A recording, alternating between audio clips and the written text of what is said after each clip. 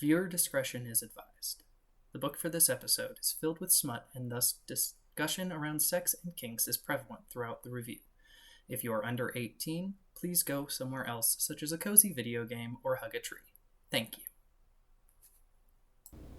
Hello, Book Crows. It is time, and I am here with my co-host, Beryl, and we are reviewing Book 2 of the Imperium Fourth Wing series, Iron Flame.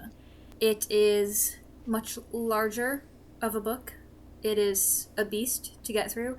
This is the one that I said is like watching a car crash. You just can't take your eyes off it. I like how it's a larger book, but your script is shorter. Yes. And there's so much dialogue.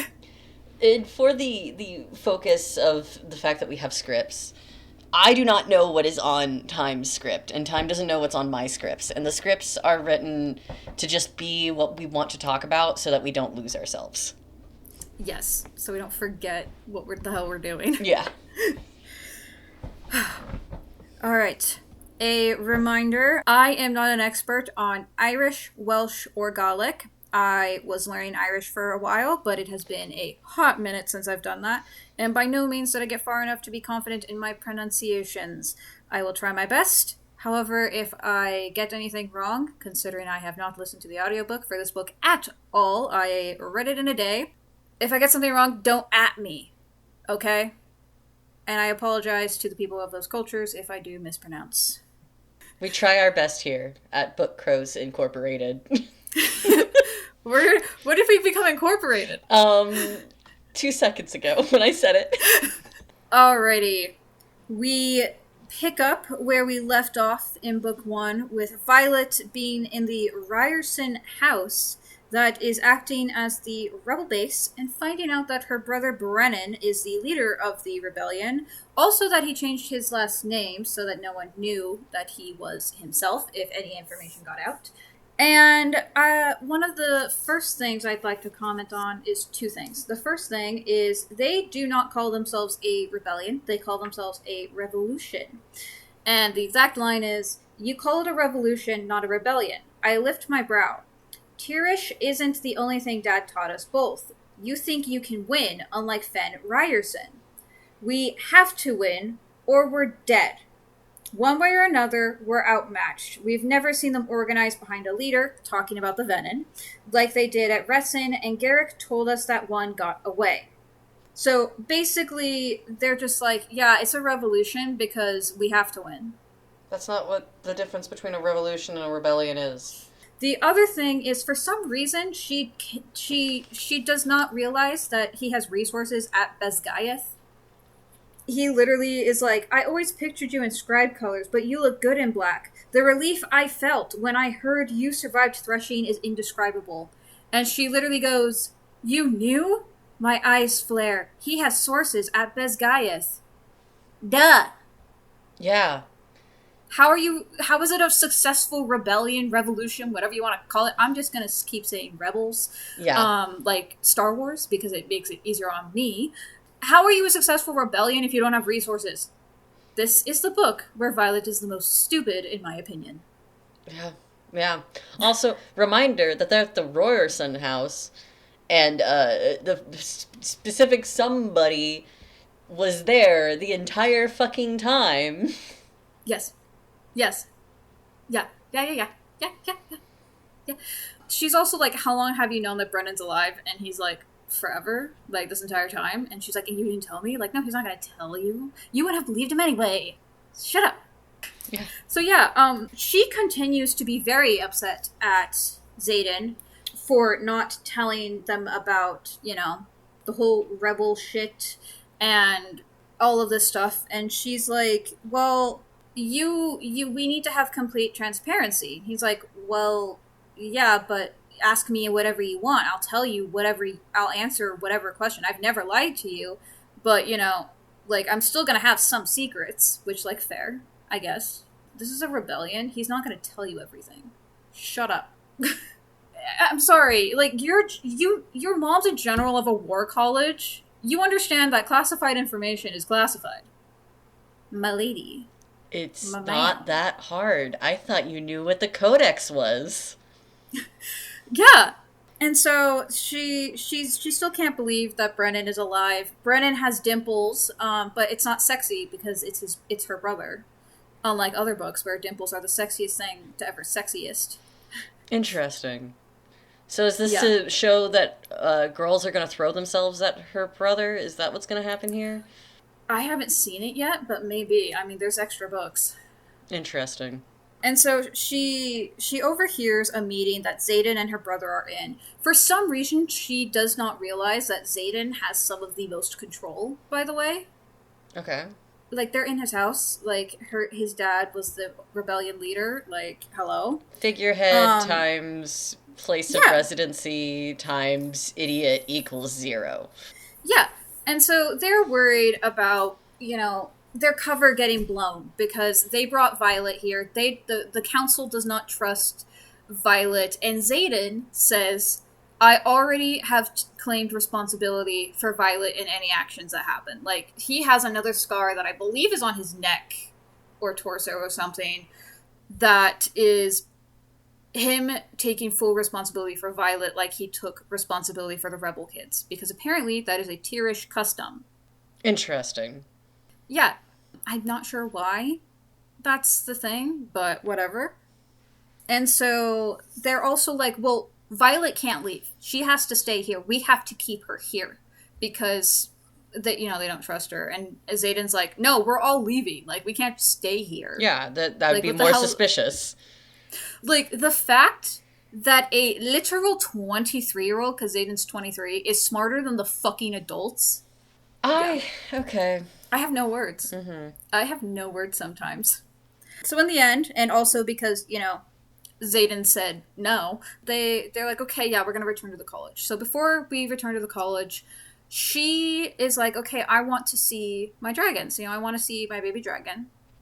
So she goes to see Darna, however you pronounce it. And what do you know? She's no longer a feathertail because dragons only stay feathertails as babies, as hatchlings.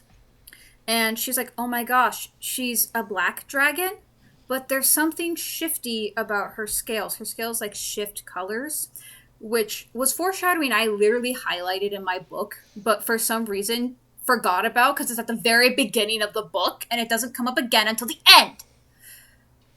Okay. So right now she literally asked, she's like, oh my god, Tyrnik. I'm gonna just say Tyrion. Tyrion, is she yours and Sigale's? And he's like, no. Nope. Does he know? I believe they try to say that like her parents aren't around anymore. Okay. Interesting. Which is true. Okay. So then the reason why she is now a black dragon and stuff like that is the fact that she, because of the energy expended at the battle with the Venin at the end of the last book, has expedited her growing process. Interesting. And they need to get her back to the Vale at Bezgayeth, which is where the little dragon nest is, so that she can enter the dreamless sleep, which is what hatchlings are supposed to enter so that they can grow properly into adolescence. Okay. You with me? Yes. Xaden and Violet, they get into their argument of, oh, you don't, I need full trust, I need full disclosure, stuff like that. And one of the big things that Xaden says is, I will earn your trust again. But one of the things that he says is he does not want them to have sex until she is willing to trust him so fully that she will say, I love you. This feels like coercion. This is a little bit of the downfall of Xaden, because yes, it is a bit manipulative. Saying, like, not wanting to have sex until you have more trust is good. Saying the I love you part is not.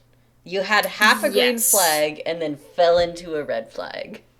Yes, and I think the big part of it is the fact that she won't say I love you to him is the other big thing. Like, she refuses to say it.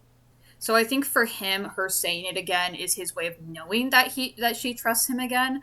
It's still like, we're not having sex until you're willing to do that. His other reasoning is because in the last book, she said she cannot separate emotions and sex. So he does not want them to have sex and have her think that they're having it so that he will make her love her again. That's literally something he says later. And she gets pissed off about it. I mean, I kind of see it, but also, like, I don't like the method. I'm not vibing with this, but I respect it more than what a lot of other male shadow daddies are doing. Yeah, like, in comparison, he's not as bad, in my opinion, but I still do not like that is his big thing. Like, you have to say I love you before we're willing to have sex. But I also don't like what she does later in the book. Great. Can't wait to get to that part. So yeah, they're still fighting. She's still unreasonably mad, and I don't understand why she's unreasonably mad that he did not tell her things.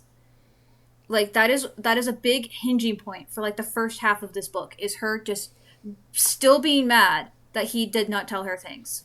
Girl. And because he did not tell her things, she cannot trust him. What part of rebellion do you not understand?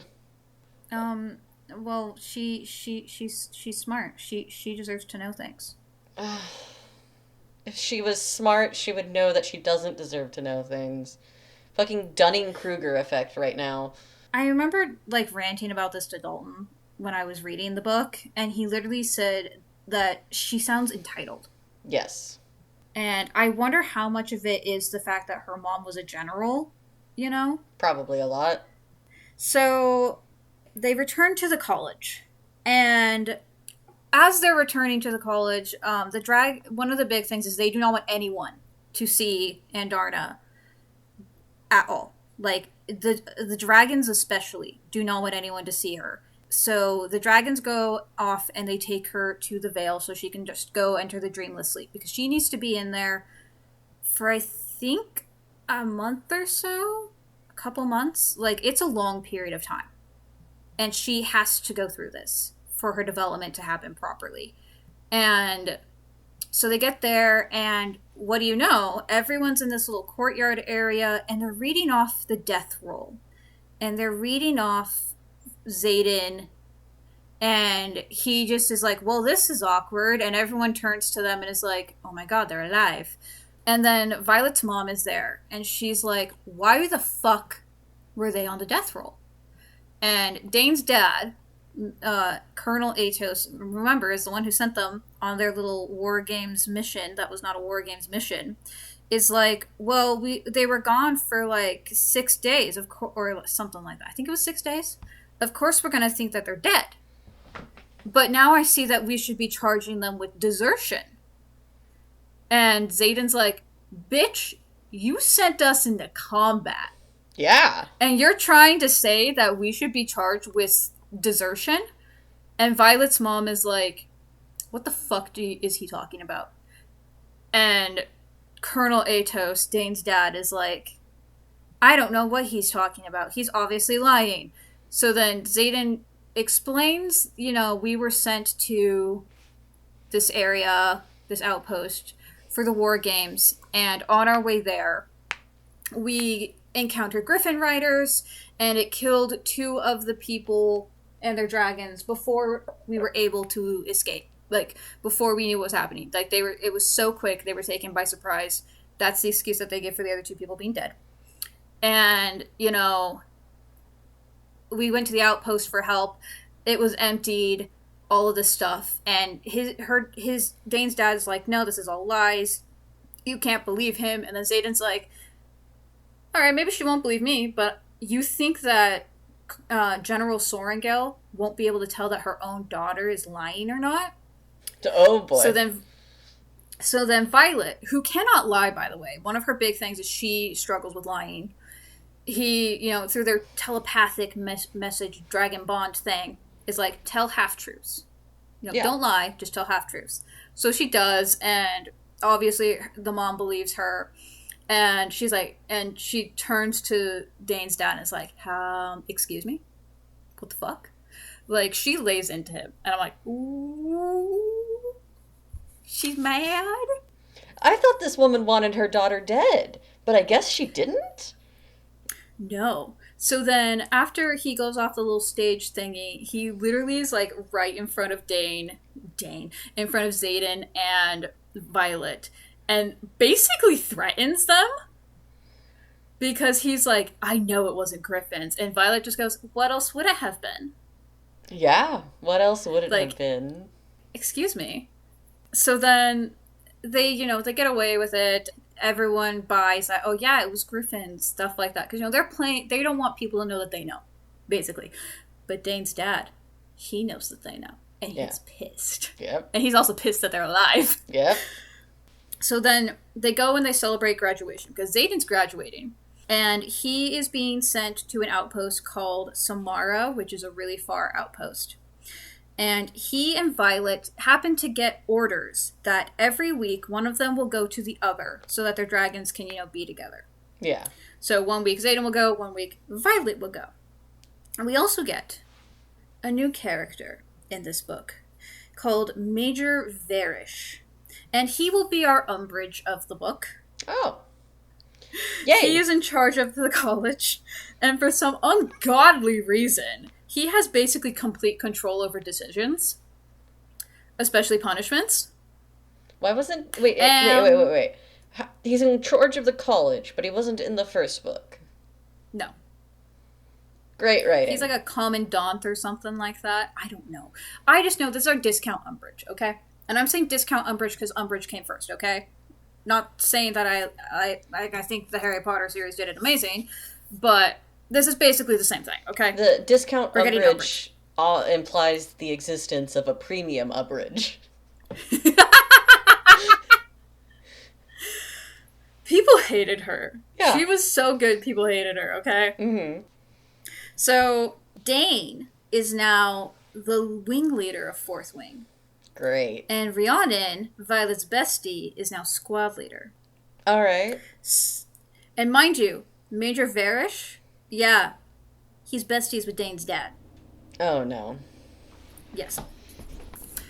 So, the majority of part 1, because this book is split into part 1 and part 2, is Violet searching the archives for any information she can get on wardstones, because one of the things that she found out while at the rebel base before they went back to the college was that they have a wardstone. And what is a wardstone, you may ask? I am happy you asked, because it is a stone that they use to create wards that protect their area, which is part of why the Venom don't attack Basgiath. There you go. Okay. So she found one at the rebel base, and she's hoping to figure out how to activate it, like they have at Basgiath. Okay. She and Xaden just continue to bicker back and forth about trusting each other. And mind you, at the same time, she is keeping what happened to secret from her best friends in her squad for their own protection. Similar to what Xaden did in book 1. So she should be able to figure it out, shouldn't she? Yeah. Literally at one point, I don't remember what they're arguing about. Fucking hypocrite, little bitch.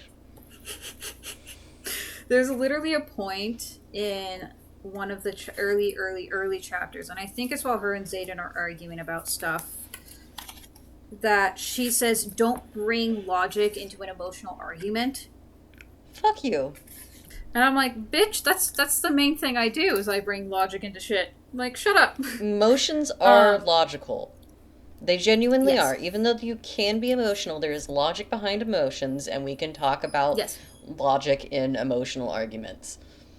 Now, mind you, sometimes you need to realize that, yes, your emotions are valid, but they should not rule a situation. Yes. So she has every right to feel betrayed, but she does not have every right to say that he was wrong in what he did. Yes. Because his reasons are literal valid reasons. His reasons are super valid. She, she can feel betrayed as much as she wants, and it's valid that she can feel betrayed. Yeah. It's not going to change the fact that he made the right decision with logic behind it.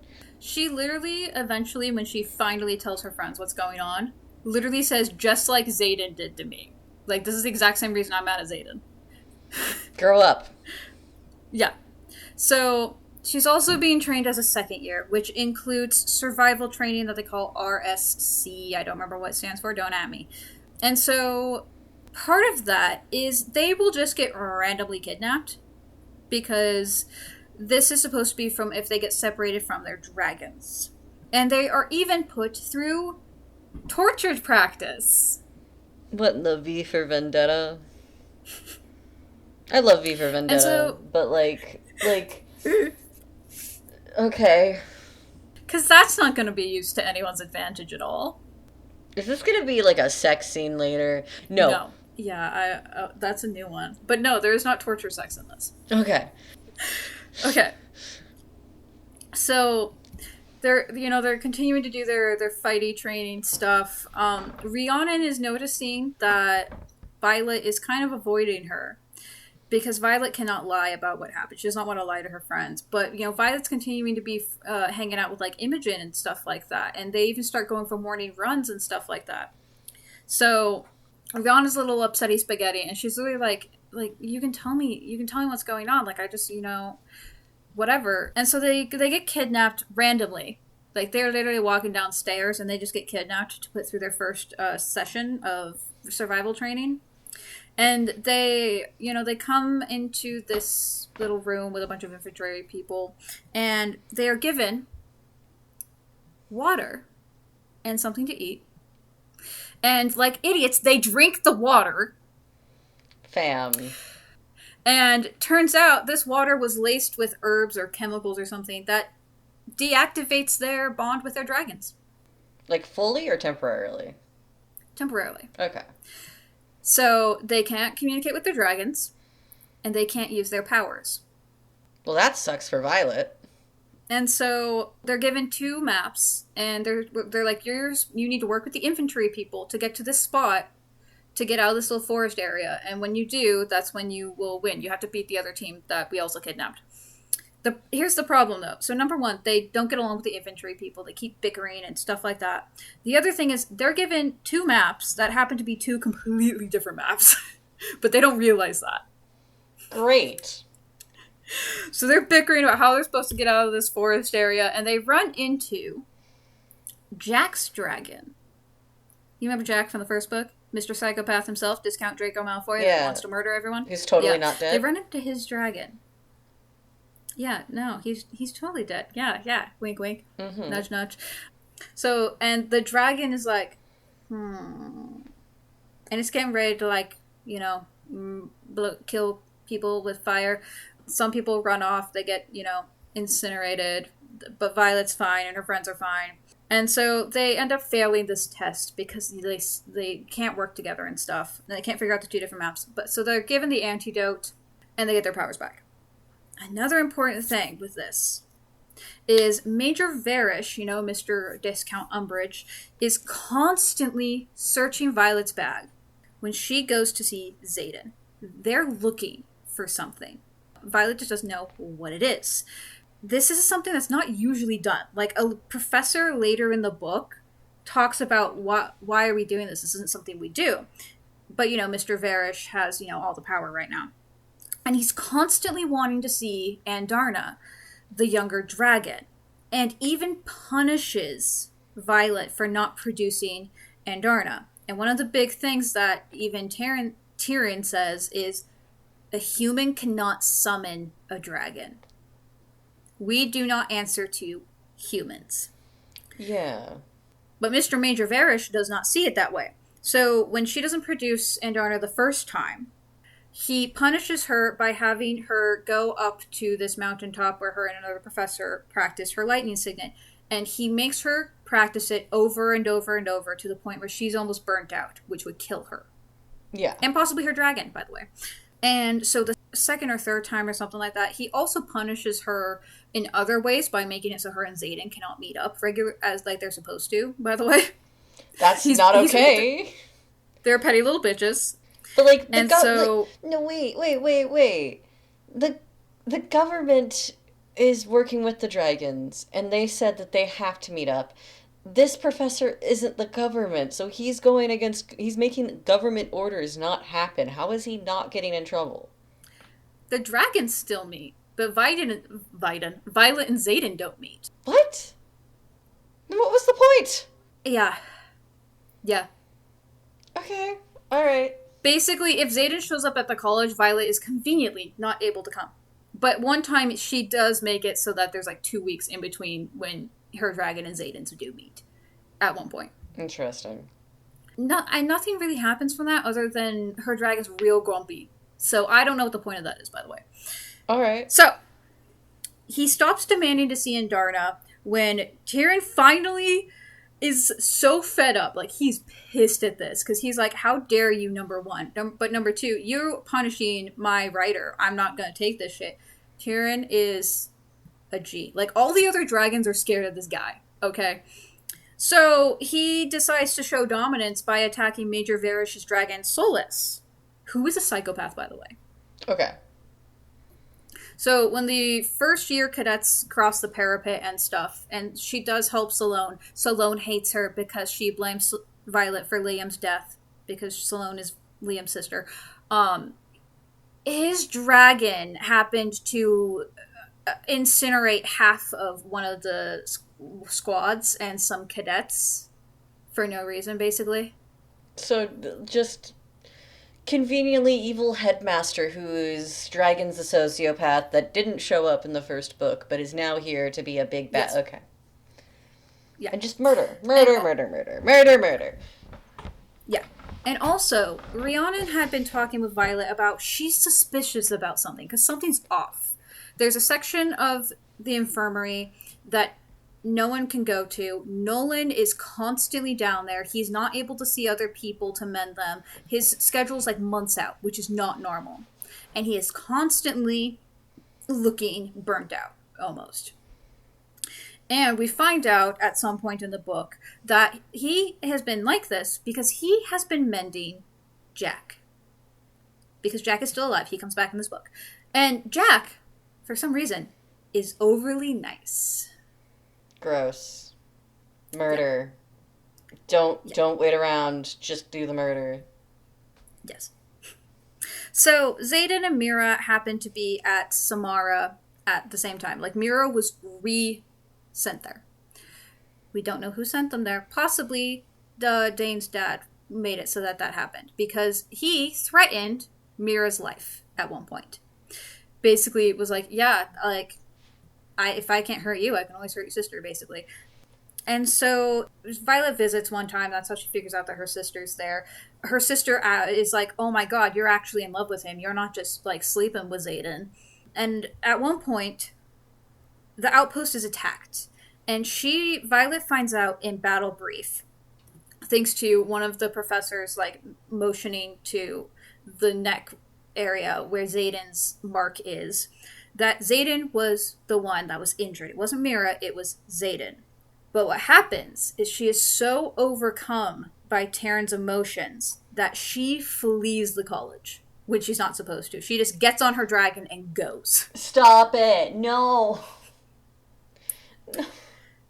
Like, yeah. There's only so much emotions that we can handle here right now. Like, I understand it's okay to be emotional, but, like, this girl is nothing but balls of emotion and cannot handle herself. And my problem isn't that this is what she's acting like. My problem is that she's 20 and she has a lot of sex in these books, and this is not a 20-year-old. Yeah, it doesn't help that she's not only having her emotions, but also her dragon's emotions, because she forgets to block her dragon out. So she's horny while this is happening. No, it's not horny. She is scared. She's frightened for Xaden's life because she thinks that he might be dying. Is what it is. Okay, understood. Yeah. So they get to the Samara outpost, and this leads to find out that, like, initially she thinks that she came here for no reason, because Xaden is just doing some sparring with his cousin in the sparring ring. She's like, what the hell? He's not even injured. Turns out, yes, he was. He now has a real nice scar on his arm because he almost lost it. Great. That was some quick healing. And this leads... Yeah, mending. You have menders. Yeah, okay, fine. And this leads to the most uncomfortable sex scene. What? So she finally says that she loves... Okay. All right, what's sexy? No, she doesn't. No, oh, tell Oh, you're hugging you. You're scared. You're so scared. I'm not scared. The pillow is there for me to be angry. So they're kind of doing some foreplay type shit. And she's even like, oh, you were really wounded. And he's like, yeah, the scribe reports must have gone out before the mender, got here. And so they start making out. And by the way, multiple times now, he's literally said, because you still love me. Like, and at one point he literally says, maybe I'm not trying to convince you. Maybe I'm trying to convince myself. Because he said multiple times in multiple different ways that he loves her. He just doesn't say the exact words. So 90% of this book, she's thinking, oh, maybe he doesn't actually love me. Girly pop. Yeah. So it then says that, oh, I feel his tongue flicking against mine, then claiming, stroking its flame like a tinderbox, and I catch fire. Need, lust, desire, whatever this is, dances down my spine. And so Xaden is like, no, I don't want to do this. Like, you still don't think you can trust me. You told me you can't separate emotion from sex. And she literally says, you'll weaponize this rule against, to make me say the words I'm not ready to give you. And he's like, you told me you can't separate emotion from sex, remember? And then she's like, he's right, I did say that. And then she says, well, maybe I'm learning how. And then he says, well, maybe I don't want you to. And then talks about how he dreams about having sex with her, basically, multiple times. Like, and I'm like, can you maybe not bring up just sex? And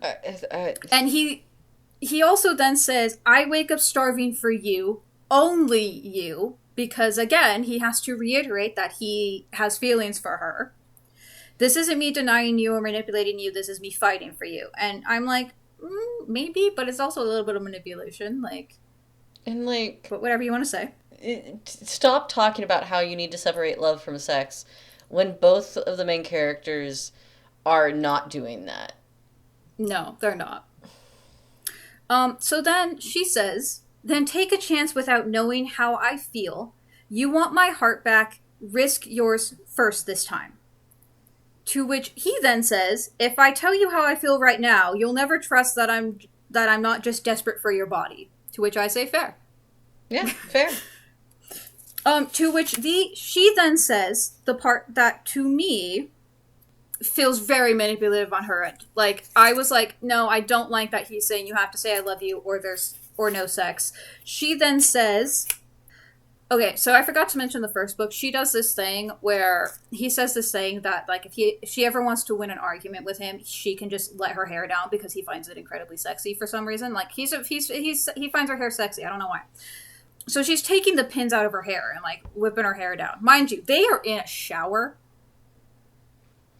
When did they get in the shower? They left the sparring room and went to the shower so that he can shower, I guess. I don't know. They didn't go to his room for some reason. And she said, so after he says, you'll never trust that I'm not just desperate for your body, to which I then said, fair, like, yeah, we both agree. She says, exactly my point, which I'm like, what? What? And then she says, what makes me really uncomfortable. Choose, Xaden. You let me walk out that door, or you can be the one who takes what I'm willing to give this time. Are they... this is manipulation. This is coercion. Violet, what the fuck are you doing? Yeah, she literally says, I need you. There are your 3 words. That's all you get. Take me or leave me. Which basically says either we have sex now or we're done.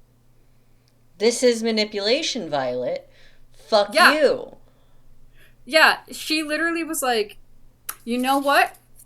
I don't give a shit that you don't want to have sex until I'm willing to say that I love you. We're going to do it now or I'm breaking up with you. Okay. Well, I need straight women to take a fucking step back and acknowledge something really fast. The way that we talk about, like, and by we, I mean, like, AFAB people talk about how we hate how men treat us on a regular basis, you straight women keep doing the same shit to men. If a man walked in and made that fucking comment at a woman, we would, like literally everybody other than, like, toxic Andrew Tate-ish men would be like, no, that's gross. That man is a walking red flag. It is a two-way street.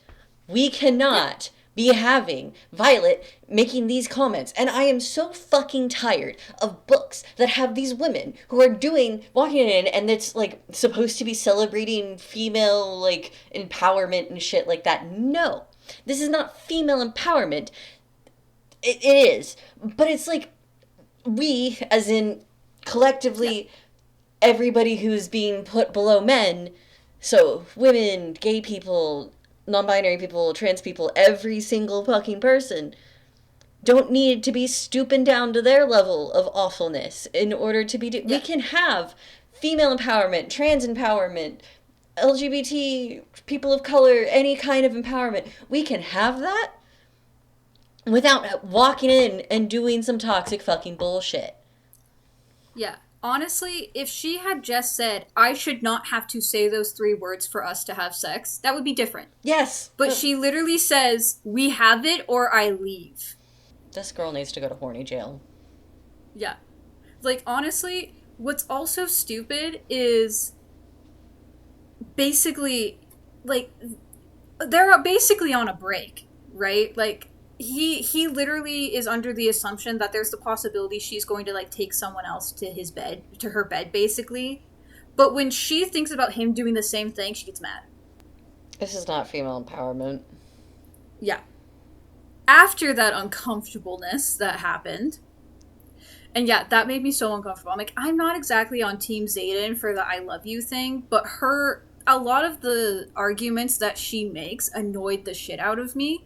Because all of it was, I need to know I can trust you. I need to know I can trust you. When he literally didn't do anything that I would consider wrong. Like, the one wrong thing he did, in my opinion, was saying we can't have sex until you say I love you.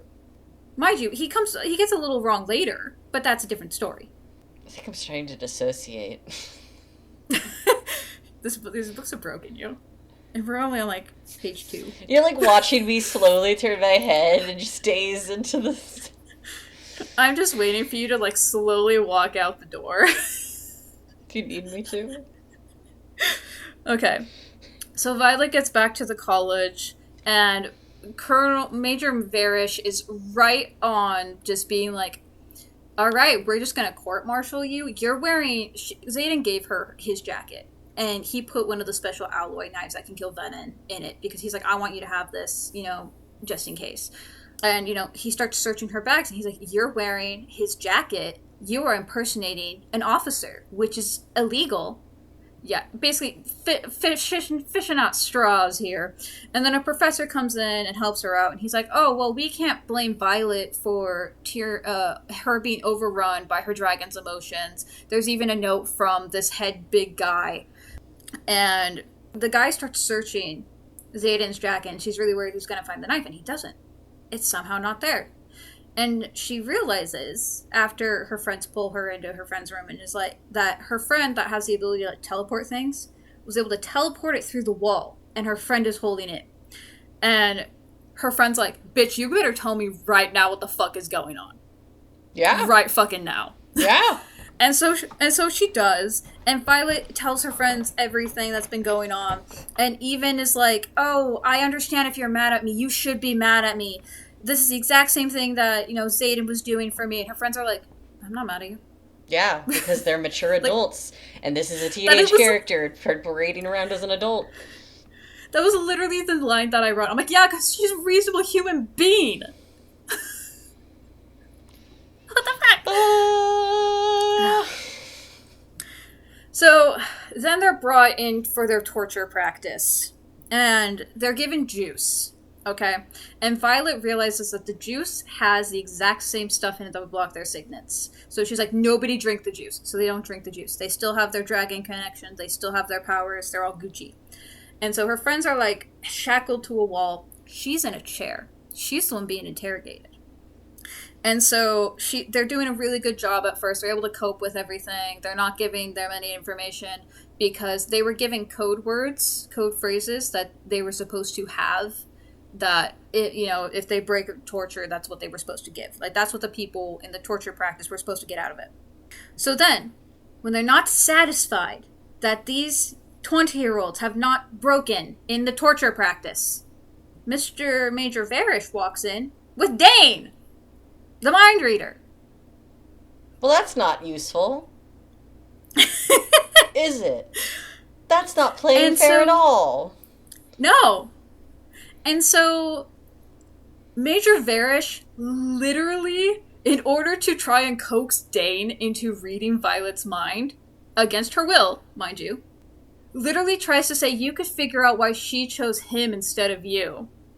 Just start thinking about his dick. I know it's probably small if he's tenned up everywhere, but just start thinking about how tiny his dick is. It will work. I swear to God, baby. I'm sorry. It's just... overrun his, just don't stop thinking about it, and he will not stop going, oh my God, what is this woman thinking? He's probably the type of mind reader that can, search through thoughts a little bit more carefully, but I'm sure if she's thinking loud enough, he's gonna have to be like, I can't handle this. It is reverse torturing the mind reader. Come on. That's perfect, honestly. So Dane, seeing that Violet is injured, actually refuses and just leaves. Redemption arc? Redemption arc? There's a little bit of a redemption. It's minute, but it's there. And mind you, he's also been trying to get Violet to talk to him this whole time and be friends again and apologize. And she's like, "No, bitch, you're the reason Liam's dead. Fuck you." And I'm like, same. Redemption arc. He was the best character. So Varish is pissed off that Dane refused and proceeds to torture Violet himself. Okay. And he's breaking her fingers and shit. It gets dark. So then Nolan, the mender guy, who's also been healing Jack, is brought in by Mr. Varish Man, and sees the condition Violet's in. He mends her and stuff, and he leaves this window open so she can hear what Nolan and Varish are talking about after he leaves the room. And he's like, oh yeah, well, it's going to take a while for her to wake up from the mending. Let's go into, look at your special project thingy. Because I don't remember if this is before or after Jack is back in the school classrooms. And so Varish agrees, they go off, and Violet is like, we gotta go. We gotta go. So they get them unhooked somehow, I don't remember how. And Sawyer uses his metal melting things to get out of the room, but then they're at the end of the hallway and they realize this door's locked, but they can't open it with their bullshit lesser magics that help them unlock doors chain. But then she realizes one of her daggers is glowing. So she holds the dagger up to the lock, and it opens. You know, the daggers that Xaden gave her. Okay. So they're able to escape, and they're actually able to get a very special patch for being able to escape the torture training. Because that was a thing that they could do, is if they are able to escape, they get a special patch. I don't know. What the fuck is this, the Boy Scouts? I thought this was military camp. So Violet, thanks to her friend in the Scribe Quadrant, and her name's like Jessina or something, she's able to figure out that there is a journal of one of the first 6 that created Navarre, where Basgayeth is, and the War College and shit. She wants this journal to see how to activate the wards. But there's a hinge. It says that the scribe girl says it requires the blood of the king to enter the vault it's in. Well, luckily for us, the king has a son who fucking hates him and joined the Riders Quadrant. Wait, what's this guy's name? Eric. Okay. It's like Aaric. Okay. Why? All right. I just wanted to know. Yeah, there was some stuff further in the book, earlier in the book, but this was the only part where he really comes in handy. He's also a hilarious character, by the way. Okay, all right. He's one of the only enjoyable characters in this book. I despise the fact that it's all men that are the good characters and the women are annoying. Yeah, little bit of misogyny there. Come on, Rebecca. The son hates Xaden because Xaden killed his brother, but he's like, yeah, I'll help you because I can steal from my father. All right, fucking sweetheart. love this kid. You know what? I love You're this good. guy. You're good, kid. So he agrees, and they break into the archives, and Xaden happens to be visiting. And he's kind of upset that Violet's doing this, because he's like, dude, you're gonna risk your fucking life to do this? But he goes and he helps, because, yeah. And so they're halfway through stealing this book thing. They're, like, in the thing. Like, the Prince Boy pulls her in, so that Prince Boy and Violet are stuck in this room and Xaden can't do anything about it. And he literally, like, taunts Xaden and is like, yeah, I bet it makes you mad that you can't get to her right now. All right, remember, Princey he boy. hates Xaden. All right, He's got Princey. I imagine him with red hair, just saying. Perfect. And so, this is when, for the first time since halfway through book 1, her anxiety coping mechanism of listing off history facts comes back. Because halfway through book 1, it goes away. Never shows up. Of course. It comes up once this book. All right. Don't ask me why.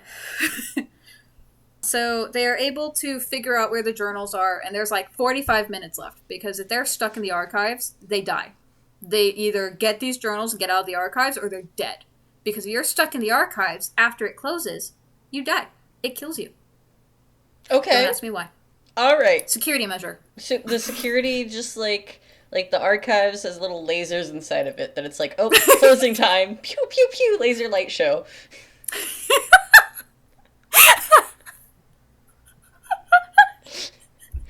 Turned into a spy movie. It's gonna be right there next to like thinking about somebody's really tiny dick being good. I'm sorry.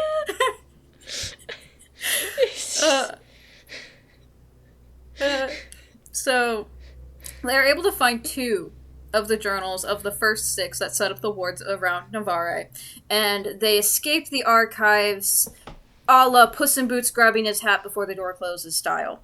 And so then they separate, because one of the things that happened is when Prince Boy went in and got the journals, it left his hands covered in blisters. So they take Prince Boy to go get healed so that no one can, see what happened. Because no one knows that he's a prince, by the way. He gave everyone a fake name. The only person who really knows is Violet, and now her inside group. Okay. And Dane, because Dane also knows him. So they separate, and Xaden takes one of the journals to the rebel base. Like, he leaves that night. He's like, okay, I'm gonna go get this to Brennan. And so Violet has the other one. Why he didn't take both, I don't know. So Violet runs into Nolan, suddenly on her way back to her room. Yeah. Not suspicious at all. And Nolan gives her lemonade, which she drinks, and is upset to figure out it's drugged. You figured it out the second time, but not the third time? Sweetheart, what are you doing? She mentions that it tastes weird, but thinks it's a different recipe because she thinks she can trust Nolan. I'm gonna scream again. But I don't know how much more abuse the pillow can take. So she wakes up in an interrogation cell, and Varish is there, and he's like, yeah, we know you stole this journal. We don't know how you did it. Tell me how you did it. Tell me who helped you. And also, they're like, yeah, tell me why you're looking at the wards. We know you're working with the rebels. Where's the rebel base? Blah, blah, blah. And she refuses to tell them, even when she's tortured, okay? And so, I think a day or 2 into the torture, she starts hallucinating Liam, who starts, mind you, they do comment that it's really hard to tell if it's actually a hallucination or if it's like a ghost thing, okay? Because she comments on like him touching her and stuff like that while he's like trying to help her cope. So it's unclear if he's actually a pure hallucination or if he's like happens to be a ghost. I don't know. But she talks to Liam during the torture, and then Varish brings Dane in. And Dane is really confused what the hell's going on. Varish tells him that, she's a traitor and stuff like that. So Dane actually starts reading her mind. And Liam is like, okay, he can't escape surface level thoughts. So think about what you want him to see. Just think about that tiny dick. So she she starts forcing the memories of the Venom and all of this stuff and what she's found out going on and how the government is like hiding shit. And Dane like does this little fake out thing where he acts like he's gonna like take her out or whatever, and then he like stabs Varish and cuts her free and is like taking her out of the cell and everything. And Xaden comes in right as they're fleeing because Xaden figured out what's going on. Like, obviously it's been like a week, and even her friends like are reporting her missing at this point. They're like, what the hell's going on? So Xaden naturally gives Violet the knife after like tying Varish to the chair that she was tied to so that Violet can kill him. First time Violet kills someone and does not feel remorse. Thank God. Growth! We have growth! Finally. And they also happen to run into her mother. Oh. Who just lets them go. Okay. Yeah. Alright, Mrs. Sorengale, I see that you are a fucking weirdo who we cannot figure out what your characterization is whatsoever, but you know what? Maybe that's the point. I'm not gonna think too much on it. I don't remember if it's here. I think it's at this point. But her mom tells her that she on purposely put Violet in the Rider's Quadrant, the Dragon Rider's Quadrant, because she knew Violet would figure out eventually the truth, and that Violet probably would not accept it and would blow up what the truth actually was, so she was protecting Violet from figuring it out and being killed as a scribe by putting her in the Rider's Quadrant. And she made a deal with Xaden to not kill her daughter in exchange for a favor later, I believe is what it was. Okay. Like, right. She called in a favor to Xaden to not kill her daughter while she was in the Rider's Quadrant, basically. Alright, so we just have a family of rebels. We love this. Is the sister in on it? No. She knows nothing. Violet actually tries to hint at it when she meets with her sister partway through the book. And Mira's like, dude, have you been sleeping well? Are you crazy? Because she doesn't outright tell her. She's just like, oh, what if it's real? Like, what if the fables are real? Blah, blah, blah. And Mira's like, bruh, you're weird. So, part of the way that Xaden was able to get there, by the way, is he just dropped some wyverns on the outposts, including the one that her sister is at. He just did that. Yeah. He dropped wyverns so that he could go in and save Violet and then get out. Well, one of the things that happens is they end up fleeing the college with half of the cadets. Because they tell the cadets what's going on, the actual truth. Half of them decide to stay, half of them decide to go. With the rebels. And the college just lets them leave. What? Yeah. I This is the end of part 1. Oh god, okay. Do you have any questions about part 1? I don't know. That was part 1. So I guess we still don't know what's gonna happen with Jack, Discount Malfoy, yet? No. Okay. I guess I don't have any questions. Yeah, the only thing I really forgot to mention was there were several assassination attempts on the group that were in the attack in the first book, and a couple of them did die. Oh. So they were trying to kill the kids off. So just like this fascist regime makes no sense. Nope. Alright, I'm gonna accept it. I'm gonna continue doing my weird little thing where I'm like, oh, here's the answer that you're looking for, like thinking about that. I'm not gonna say it all the way through again. Alright. There is one thing I want to talk about before we get to part 2, and that is the messaging of the book. Because this whole thing is we have this group of rebels who's upset that the government is letting innocent civilians die. Which doesn't at all sound familiar. So one of the big things is book 1 and book 2 were written in 2023. That is when they were published. which means they were probably writing them maybe 2020 at the latest, I'd say. I know that she got a book deal and she pitched this to them. This was one of 5 book deal ideas, and this was one that got picked up. Okay? Okay. So I want to talk about the reasonings that the rebels give for why they're doing what they're doing. Okay? Mind you, I am not saying I disagree with the rebels. I want to talk about the writer's messaging. Because to me it's strange, knowing with things that she's posted online, the fact that she is a military wife, the fact that this book as a whole is pro-military, seeing as how it is a military college book. But she claims to be anti-war, and that's confusing. Yes. So one of the things is Violet, at the very beginning of the book, asks Brennan, "Why are you here?" And it says, he shrugs as though his answer is obvious. "I'm here for the same reason you fought at Resin.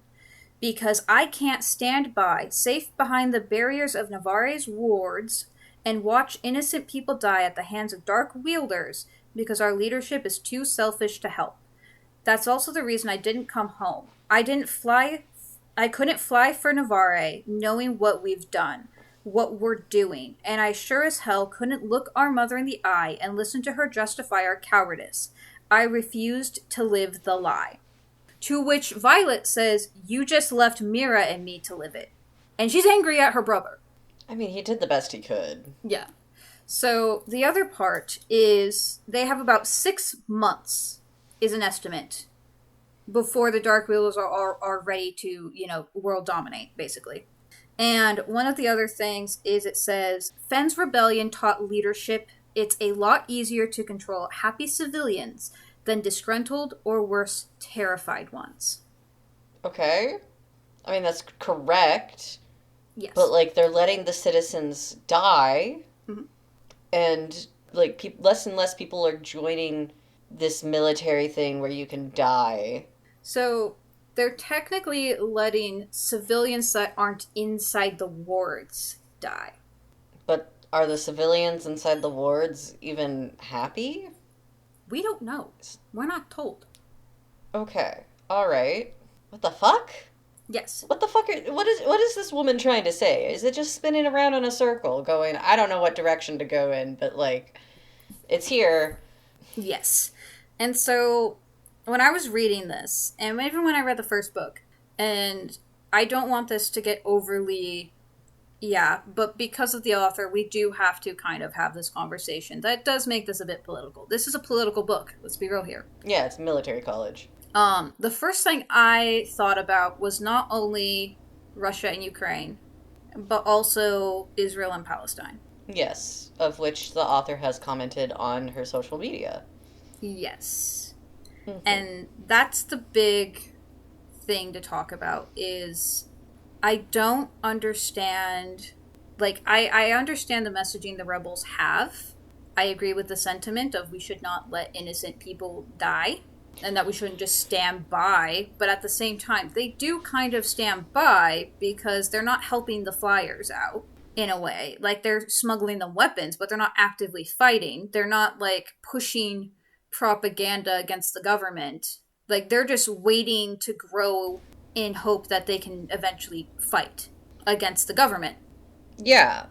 You need to do something more, my dudes. How do you think you'll grow? Yeah. And this causes a lot of mixed messaging, considering what she said about things like Palestine, because she never took a stance on it. Yeah, she claims that her stance is anti-war. That is what she has posted online. She calls genocide bad, and she's correct. Genocide is bad. Yes. While definitely playing a both sides are bad form of the Israel-Palestine conflict. And I have mixed feelings on that topic in the first place, but I understand why someone will have that opinion. That being said, it always struck me that she was weird for saying that she is anti-war and writes anti-war books when her book, her most famous book, is taking place in a military academy. Yeah. You could possibly say that she is anti-military industrial complex with what I have been listening to so far, because that is a take that I could get from everything that you are saying, though I don't think it is a very strong take. Because it definitely feels like what she wants is kind of spinning in a circle. And I have not read her other books, okay? This is not the first book series she's published. She publishes essentially romance novels that are military wife novels, basically. Because essentially, she's basing off of her own love story, I guess. I don't know. I'm not digging into her personal life. But I'm a pacifist.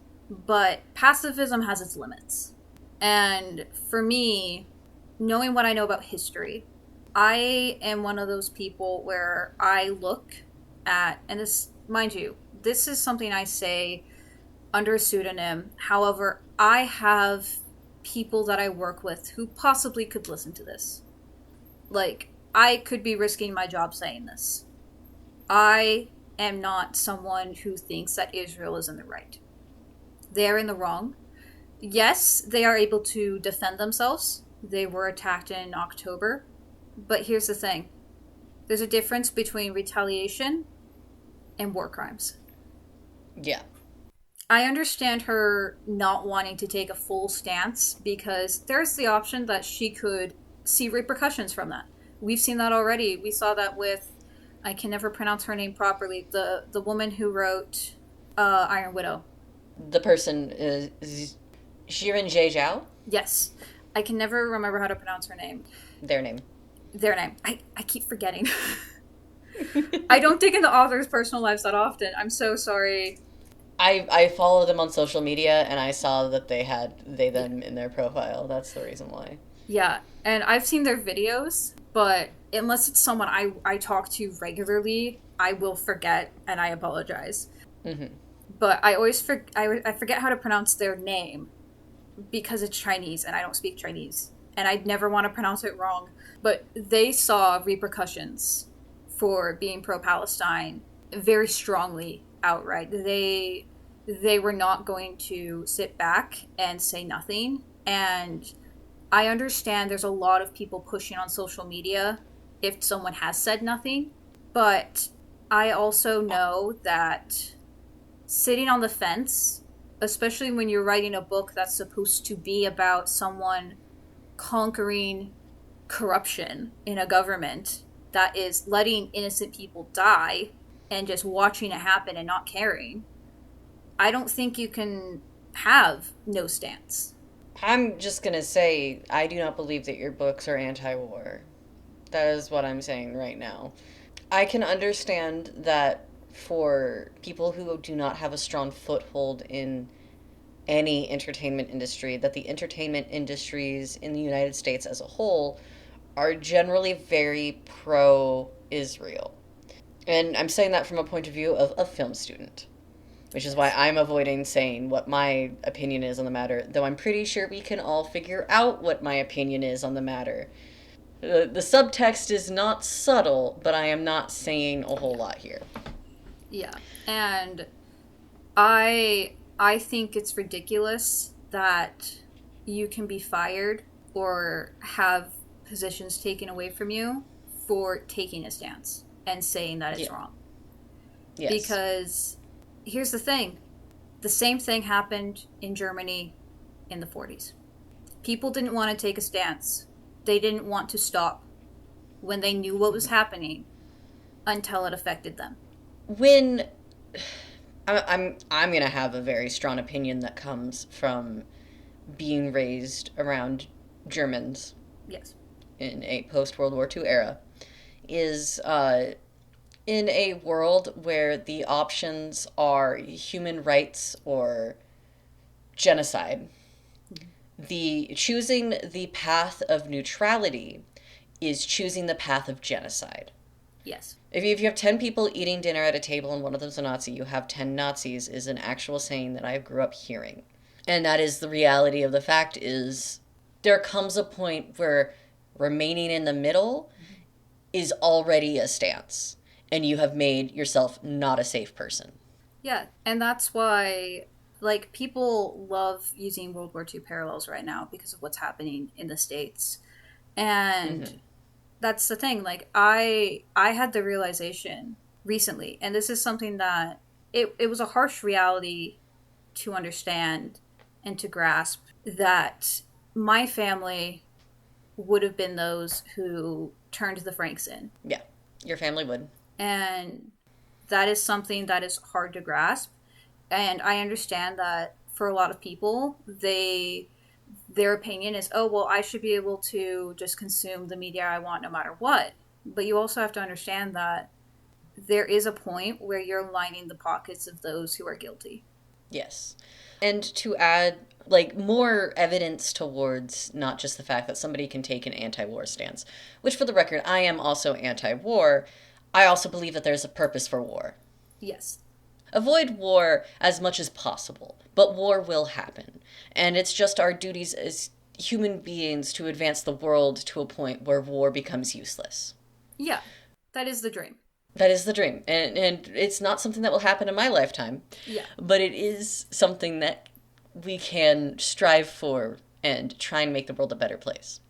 But to add more stuff to point out that the anti-war stance that comes under scrutiny here with these books, which again, I don't believe just listening to what the book is about right now, and the fact that it seemed to be coming out of a place of defense when she posted that online in the first place, is that her husband has gone out of his way to say that he is pro-Israel. Yes. And as we know, Israel has, if you're going to be married to somebody who is pro-Israel, we need to acknowledge the fact that Israel bombed certain countries that are not Palestine when peace treaties were getting worked underway between the United States and other countries.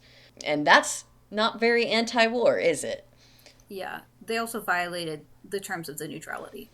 Yes, and let's give some benefit of the doubt. I know a lot of people out there have started speaking out against Israel after Israel did those bombings during peace negotiations, where these people would have previously been pro-Israel, and that the posts made by Rebrecca Yarros and her husband were made prior to all of that. So there is a chance they have a different opinion now.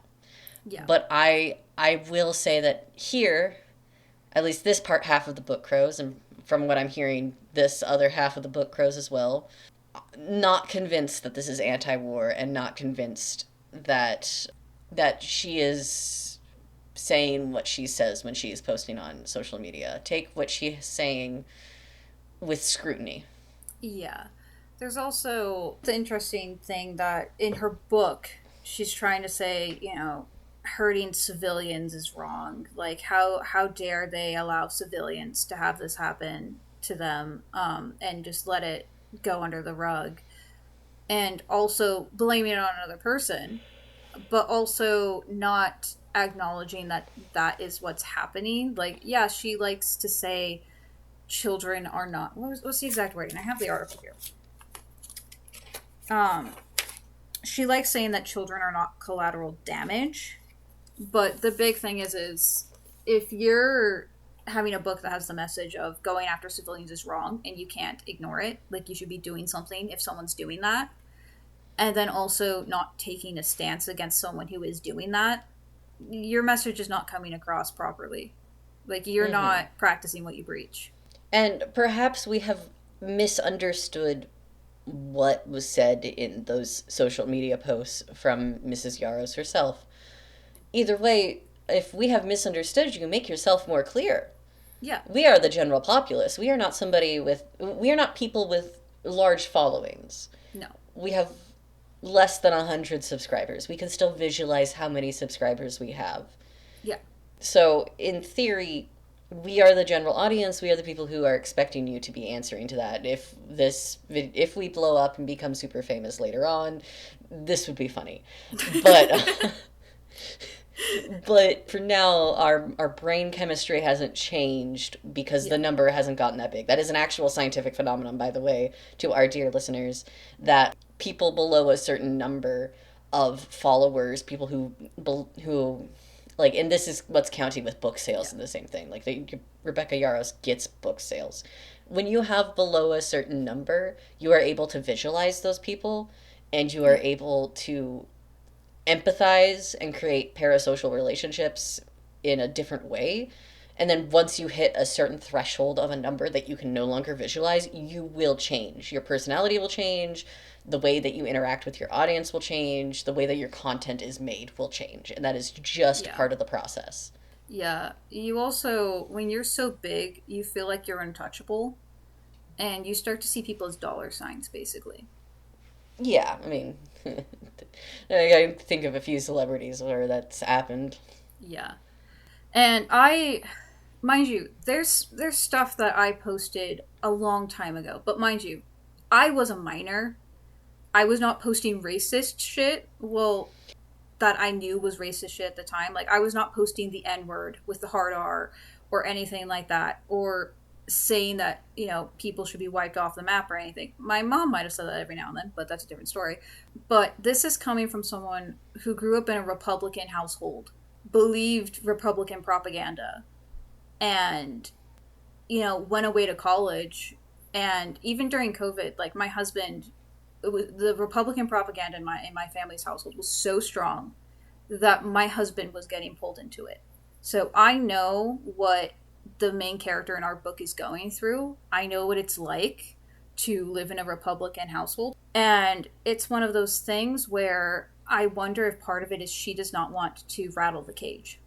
Respectable in some regards. I would say rattle the cage anyways, but I've gone from being non-confrontational as a youngster to being a confrontational adult when it comes to these things. And it's just because the gayer you are and the less you want to hide yourself, the more you become aggressive. You either die a good gay or you end up a bad gay. And that's just how the life cycle of a homosexual works. Hey, the first Pride Parade was a riot. Yes. Yes, it was. Exactly my point. You either die a good gay or you become a bad gay. Yeah. And that's the thing, is if you're afraid to rattle the cage, I would just like to say that I was only following orders did not work in Nuremberg. No.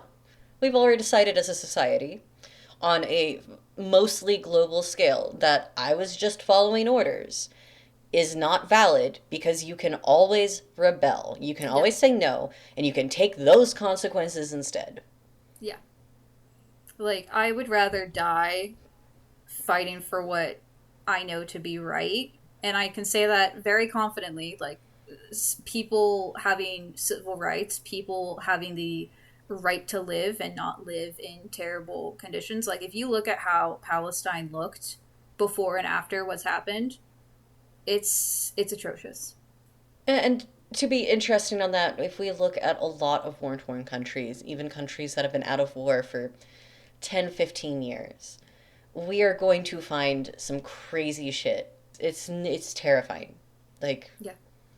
I know somebody who went back to his home country to visit it recently, and you can still see the bullet holes in the walls. And it's been 20 years. Yeah.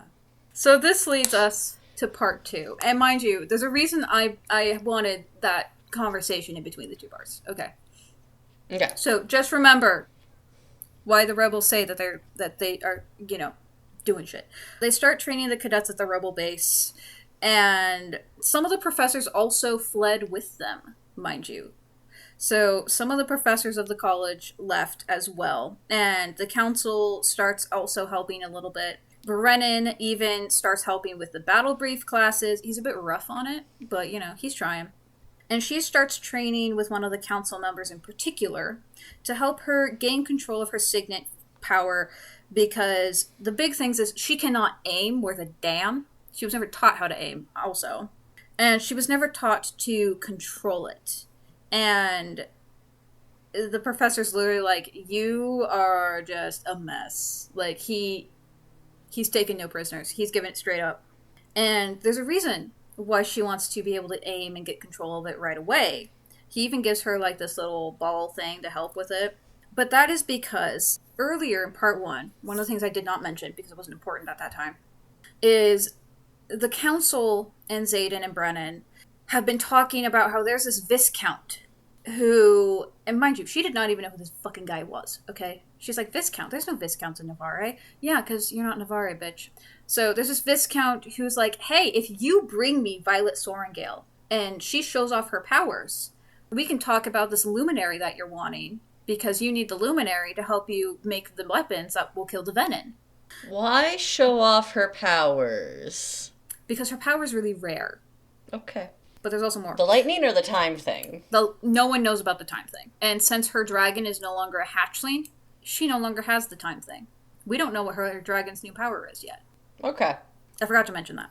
Okay. So, she has decided, despite the fact that Xaden has told her he does not want her seeing this Viscount. He has told this Viscount, no, Violet is not part of this deal, to get this luminary, that she's going to go anyway. Despite the fact that Xaden clearly knows this man. And Xaden has told her that this man will try anything he can to keep her. Okay. See, I was about to say, does he tell her what the problem is? That is a problem. Yes.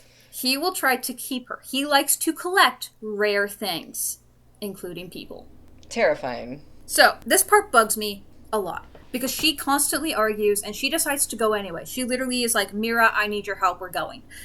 So her and Brennan go. And they go while Xaden is away. Like, he's going off on a mission. And she's like, okay, I gotta do this now. Because he's gone away.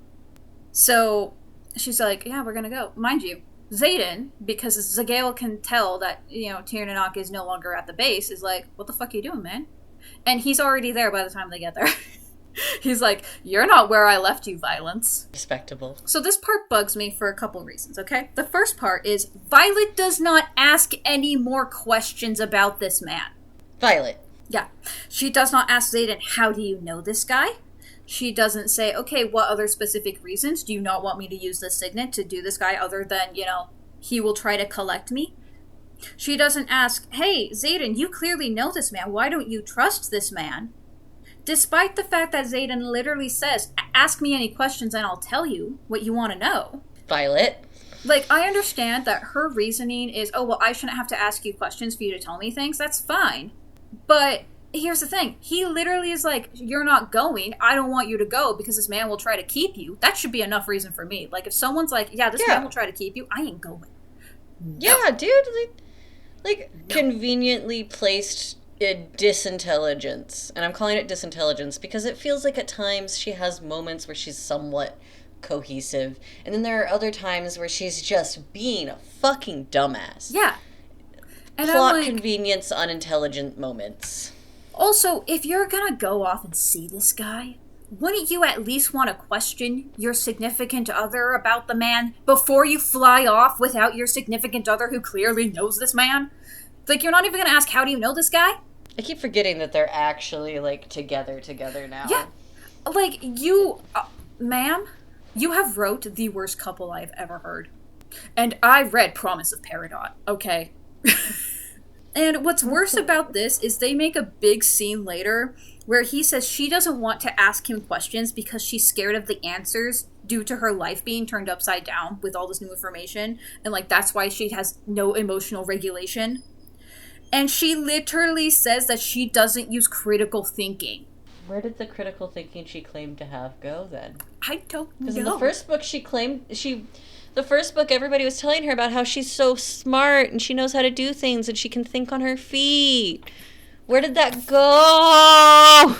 Let me see if I can find the fucking paragraph. Okay. It literally says, almost everyone in my life has kept secrets from me because I didn't ask the right questions, didn't look further than face value, and I understand that there will be times you can't tell me everything. That's the nature of what we do as writers. But I need you to stop setting me up for failure by insisting I figure out what there is to ask. Ma'am, that's called critical thinking.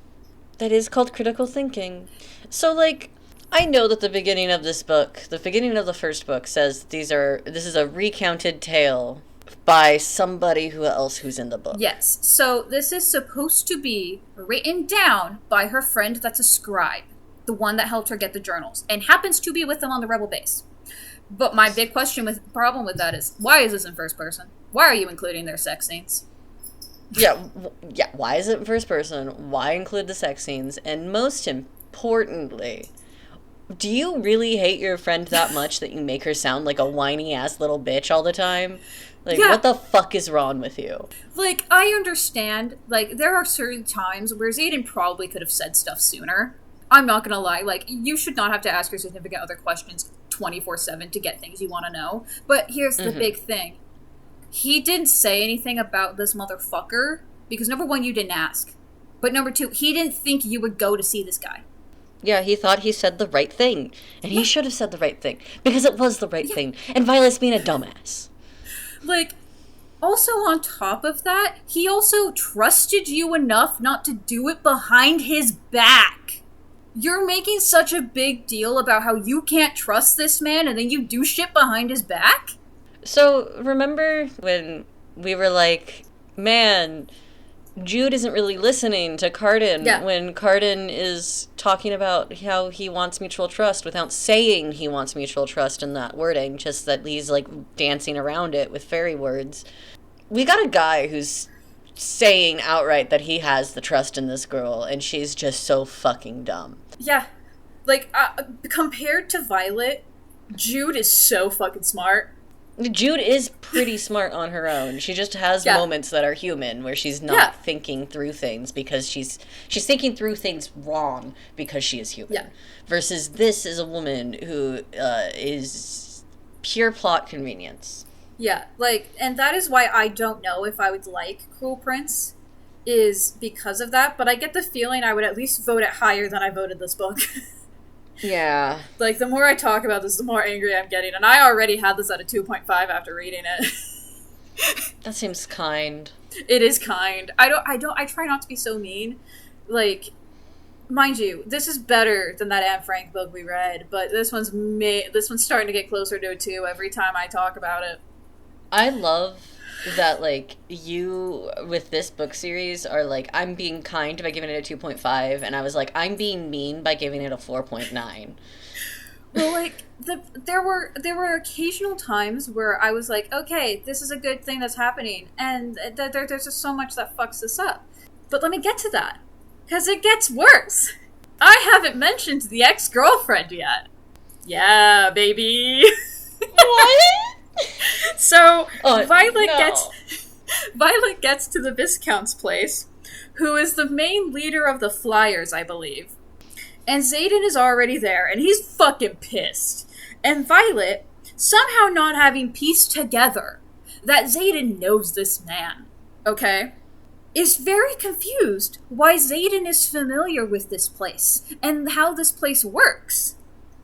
And then she gets mad at Xaden for not telling her that his ex-girlfriend is the Viscount's niece. I don't understand. I don't understand why that matters. I then ask Violet, when would this have come up, motherfucker? That, like, yeah. Like, how long has it been since they broke up? A year. Yeah, whatever. When does it come up? Exactly. Like, It's not like it was 2 weeks ago. No. And on top of that, not only did he not leave this woman for Violet, he left this woman because this was an arranged marriage anyway. Then why does it matter? It doesn't! But it does to Violet! I don't know why it does to Violet, but I will say something, like, I was ready for a bisexual moment here from Xaden. I wish that, like, the reason he knows this guy is because this guy is his ex-boyfriend.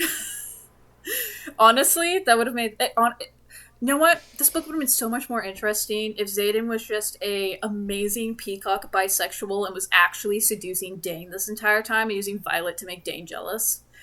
Let's rewrite this Or if we had a fanfiction. proper love triangle. Can we get that love triangle where the boys kiss the boys and the boys kiss the girl and the girl kisses both boys? You know what? Let's throw Locke in this book. Let's throw Locke in this book. Yes! Just get Locke to get everybody to kiss each other. Yeah. Let's just have an orgy in the writer's quadrant. Yes, please. We have actually technically met Kat at the very end of book 1 because she pieces together who Kat is because of something Garrick said before, and Garrick is Xaden's cousin. He just is not important enough for me to mention him. Basically, Garrick let it slip about... No, Garrick is his friend. Bodhi's the cousin. let it slip about Catonia or something like that, short for cat. And then she sees Cat, and she's like, oh my god, that's his ex-girlfriend. And she's like, well, why didn't you tell me? And he's like, why would I? Fair. Like, Xaden is just a man who's just trying to make shit work. Yeah, and is having a hard time. He has one thing where he was kind of manipulative, and the rest of the time he's been real. Yeah, like, he has one bad line at this point where she's like, when am I, like, you just want me to be your pet and just stay at the fucking, wait for you to come home. And he's like, it's pretty tempting right now. Like, not the right thing to say, Xaden, but you're also really upset that she's here. Yeah. That could be one of those human mistakes that I can ignore because it's a human mistake. Yeah, so Violet is overcome not only with horrible jealousy, but also feelings of inferiority, because she sees Kat as extremely beautiful. They're actually forced to wear these gowns. Her gown is actually reminiscent of that of A Court of Thorns and Roses that Rhys makes Feyre wear at, like, the end of book 1. It's just this really, like, see-through-ish silk thing. But she thinks that Kat... Yeah. She thinks that Kat looks even better, and Xaden actually walks into the room. And I don't know if he could, like, feel what was going on or what, but he just goes straight and kisses Violet right on the mouth, like, making out with her in this room, basically. And I think he uses his telepathy thing with her to say that, like, Kat can use mind work, and that's what she's been doing on Violet. She's been using mind work to increase the emotions that Violet has been feeling, to make it a extreme level. And she can actually do this to the point of essentially madness and make them do things they wouldn't normally do. That might be important to mention. Yes. However, again, he never expected these two to fucking meet. Yeah. Like, and here's the thing. She even says, why didn't you tell me sooner? And here's the thing. You've been avoiding this fucking man since you got here. When did he have the time to tell you? You literally blocked him out of your mind and slammed the door in his face, basically. Stop thinking about his tiny I'm gonna beat that joke dead into the ground. That is going to be a dead horse joke at some point. We're gonna, like, Uma Musume is going to start making that joke, and it's gonna be dead when we get to that point. Okay, so during the deal making, Violet interrupts like a dumbass and agrees to show off her signet power in exchange for opening talks about them getting the luminary. Okay? So the deal is that she has to strike a chest. That was Xaden's father's, by the way. I'm pretty sure this was like the dowry exchange, basically. And cannot leave the field until she does. Mind you, she cannot aim. Okay. So she could be stuck on this field forever. And Xaden cannot go onto the field. That's important. So while she's about to do this, a Venin attacks. And after some fighting ensues, where Mira and even Brennan are working together, and Mira realizes she can use her shielding signet outside of the area being close to the wards, she is able to use her lightning power and the fact that it's raining to her advantage and kills the Venin. Basically electrocutes the motherfucker. And Xaden is pissed because he realized that the Viscount has been keeping Venin in this pit, basically. And the Venin was able to escape because the Viscount opened the chest. Because the chest has magical items in it. And originally it was like floating in like midair or whatever. I don't know. Reasons. Mm-hmm. And so Violet is like, oh, well, we should be able to get the luminary now. You know, I showed off my powers. You got what you wanted. And he's like, actually, I only agreed to start the talks. To which she's like, oh my god, I was tricked. And I'm like, no, you just made a deal and didn't think about it before agreeing. Yeah, come on, girl. Yeah. I thought you were supposed to be smart. So the Viscount does agree to give them the luminary in exchange for them taking the flyers with them and teaching them how to be better fighters against the Venin and work with the Dragon Riders and stuff. Which means that Kat is now going to be at the Rebel base too. And so begins the section of the book that I despise, where we have catty bitches. Okay, instead of being catty bitches, can these girls kiss? I wish. Like, right now we're just getting sex between Xaden and Violet. There could be threesomes involved, and it would make it far more interesting. I think this book only has one sex scene. Maybe two. Like, these are not sexy books. You know what? We can make it foursomes. Bring Dane into the mix. Yes. Just, like, instead of... No more love triangles. Make it a love square. Get some fucking action going on in there, and now the book will have what it's there for. Just don't bring the siblings in. Oh, I forgot to mention that Mira shows up at the rebel base. She's like, yeah, I saw the wyvern, and I believe you now. I was an idiot for not realizing what you're trying to do. I forgot to mention that. Like, a bunch of flyers just came to the rebel base. And Xaden well, you've been mentioning Mira at this point, so I kind of figured. I forgot. So they get back to the rebel base. They start their first bonding exercise, which is the Griffin flyers with their Griffins, because Griffins cannot fly at extra high altitudes, mind you. So that's a disadvantage they have. They're going up this steep mountain in pairs. So one rider for the dragons, one with the flyers. And Violet is paired with Kat's best friend. I think her name's like Mirren or something like that. And who's honestly really fucking nice. Hell yeah. And it's like, yeah, I don't give a shit that Kat is not with Xaden. Like, that was a toxic relationship. I don't give a shit. And honestly, continuously is like, Kat, just shut the fuck up. When Kat's being a catty bitch. Yeah. We love her. And partway through, Violet actually tries to help a flyer who is like falling off the cliff area. Because one of the things is there's also traps that they have to like disengage thing. And the girl is having a hard time making this big jump over. And there's also one of her squad members. And so she's able to get the squad member up. She's trying to get the flyer up, and the flyer can't. And so she falls to her death, which also means her griffin dies. Oh. So if a griffin flyer dies, the griffin dies. Okay. And Kat... Right. So wait. The dragons are reverse Aragon rules, yes. But the griffins are Aragon rules. Yes. Got it. Cool. That, from what I can tell. We haven't had a griffin die before the riders, so I don't know. And so Kat, being the bitch she is, blames Violet for the girl's death, even though Violet tried to save her. Okay. And so, the next thing we know, some venom attack, Violet's able to take them out, it doesn't really matter. More teaching ensues, but Kat is still being a catty bitch. And one of the things she does is she shows up, basically half naked, at Xaden's door. Mind you, Violet sleeps in Xaden's room. So Violet opens the door to a half-naked Kat, basically. This could have been a threesome if Kat wasn't so catty. Yeah. And so during a sparring session, Kat challenges Violet and uses mind work and shit-talking to get Violet super fucking pissed. Could have been horny. And Violet also realizes that Xaden has trained Kat in the past, you know. And so one of the things that Kat does is she talks about her sex life with Xaden. And she's not doing this quietly, by the way. Like, everyone's hearing it. And is like... And Violet's like, well, what I think is stupid is that you're pissed off at me over a boy. And Kat's like, no, I'm pissed off because I was supposed to be the one with the crown. Because essentially, Xaden is, I guess, weird royalty. So Kat is saying that she wants Xaden's title, basically. Interesting.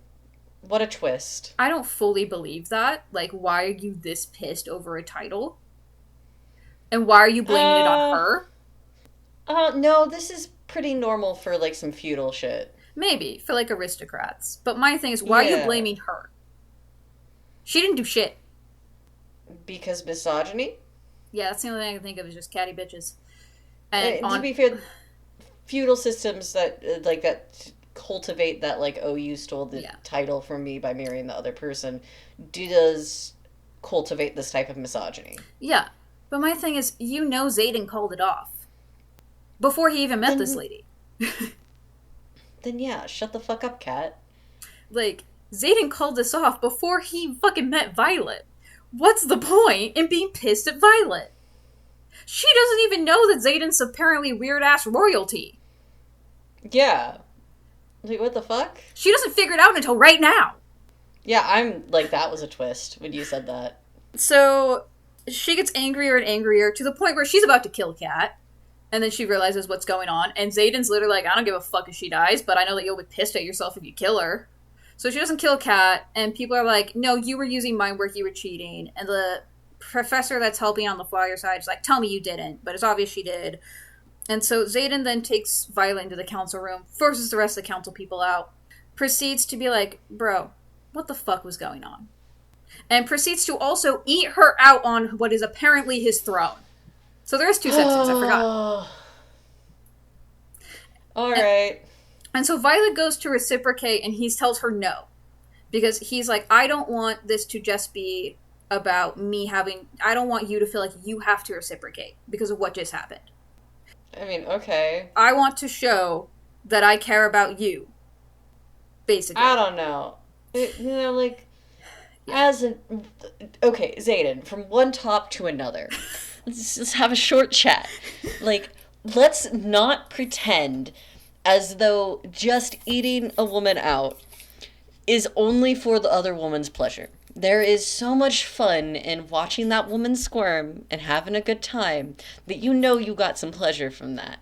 So, like, let's not pretend that this is just for her. Though this does sound like you're being written by a straight woman right now who can't possibly comprehend how this works, how this mindset works. She's probably, like, I'm guessing Rebrecca Yarros is at bottom based off of this conversation that you're having with Violet right now. But, like, forget about who your real mom is. Like, let's just focus on the fact that we're not going to pretend like you didn't get pleasure watching Violet squirm there. Yeah, his exact words are, I need you to see I'm more than capable of worshipping your body without reciprocation. You're not a convenient placeholder for me to fuck. Because that is something Kat told her, is that she's just a convenient placeholder for him to fuck. So then she says, I don't like not reciprocating. And he says, I don't like you thinking you're not the center of my fucking world, yet here we are, and before you start another argument, I'll fuck you later tonight. Trust me, I'm making a momentary point, not a lasting vow of masochism. So then she's like, how could you ever love someone like her? And he says, I didn't. You're the first woman and only woman I've ever loved. Which I'm like, oh, that's kind of cute. That's kind of cute, I guess. I guess him being royalty explains arranged marriage, and that's why he didn't love anybody before her. Okay, like... Yeah, and she's like, but you were engaged. And he's like, no, we were betrothed. There's a difference. Yeah, there is. Yeah, and it was literally the betrothal clause of the alliance kicked in when she turned 20. Like, this was not a, he agreed to it. This was a, okay, for an alliance, you're gonna marry this bitch. Yeah. Yeah. And she's like, well, but you were sleeping with her. He's like, you don't have to like someone to fuck them. Like, hello, have you heard of one-night stands?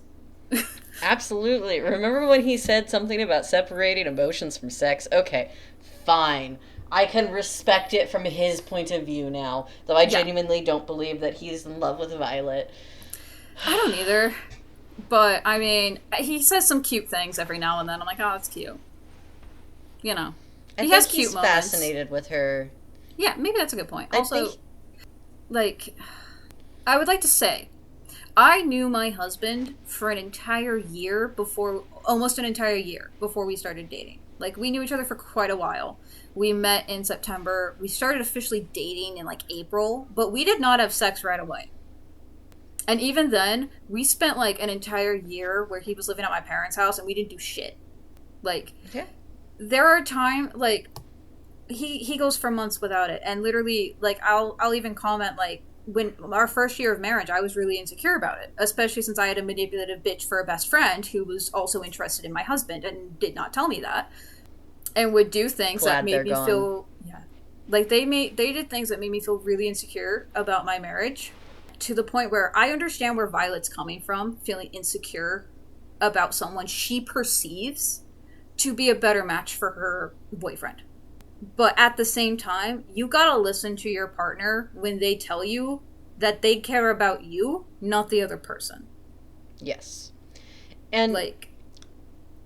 to be fair, like, yes, you have to first of all listen to your partner. But also, I think what's really going on is that he is fascinated with Violet and is mistaking that fascination with with actual sexual attraction.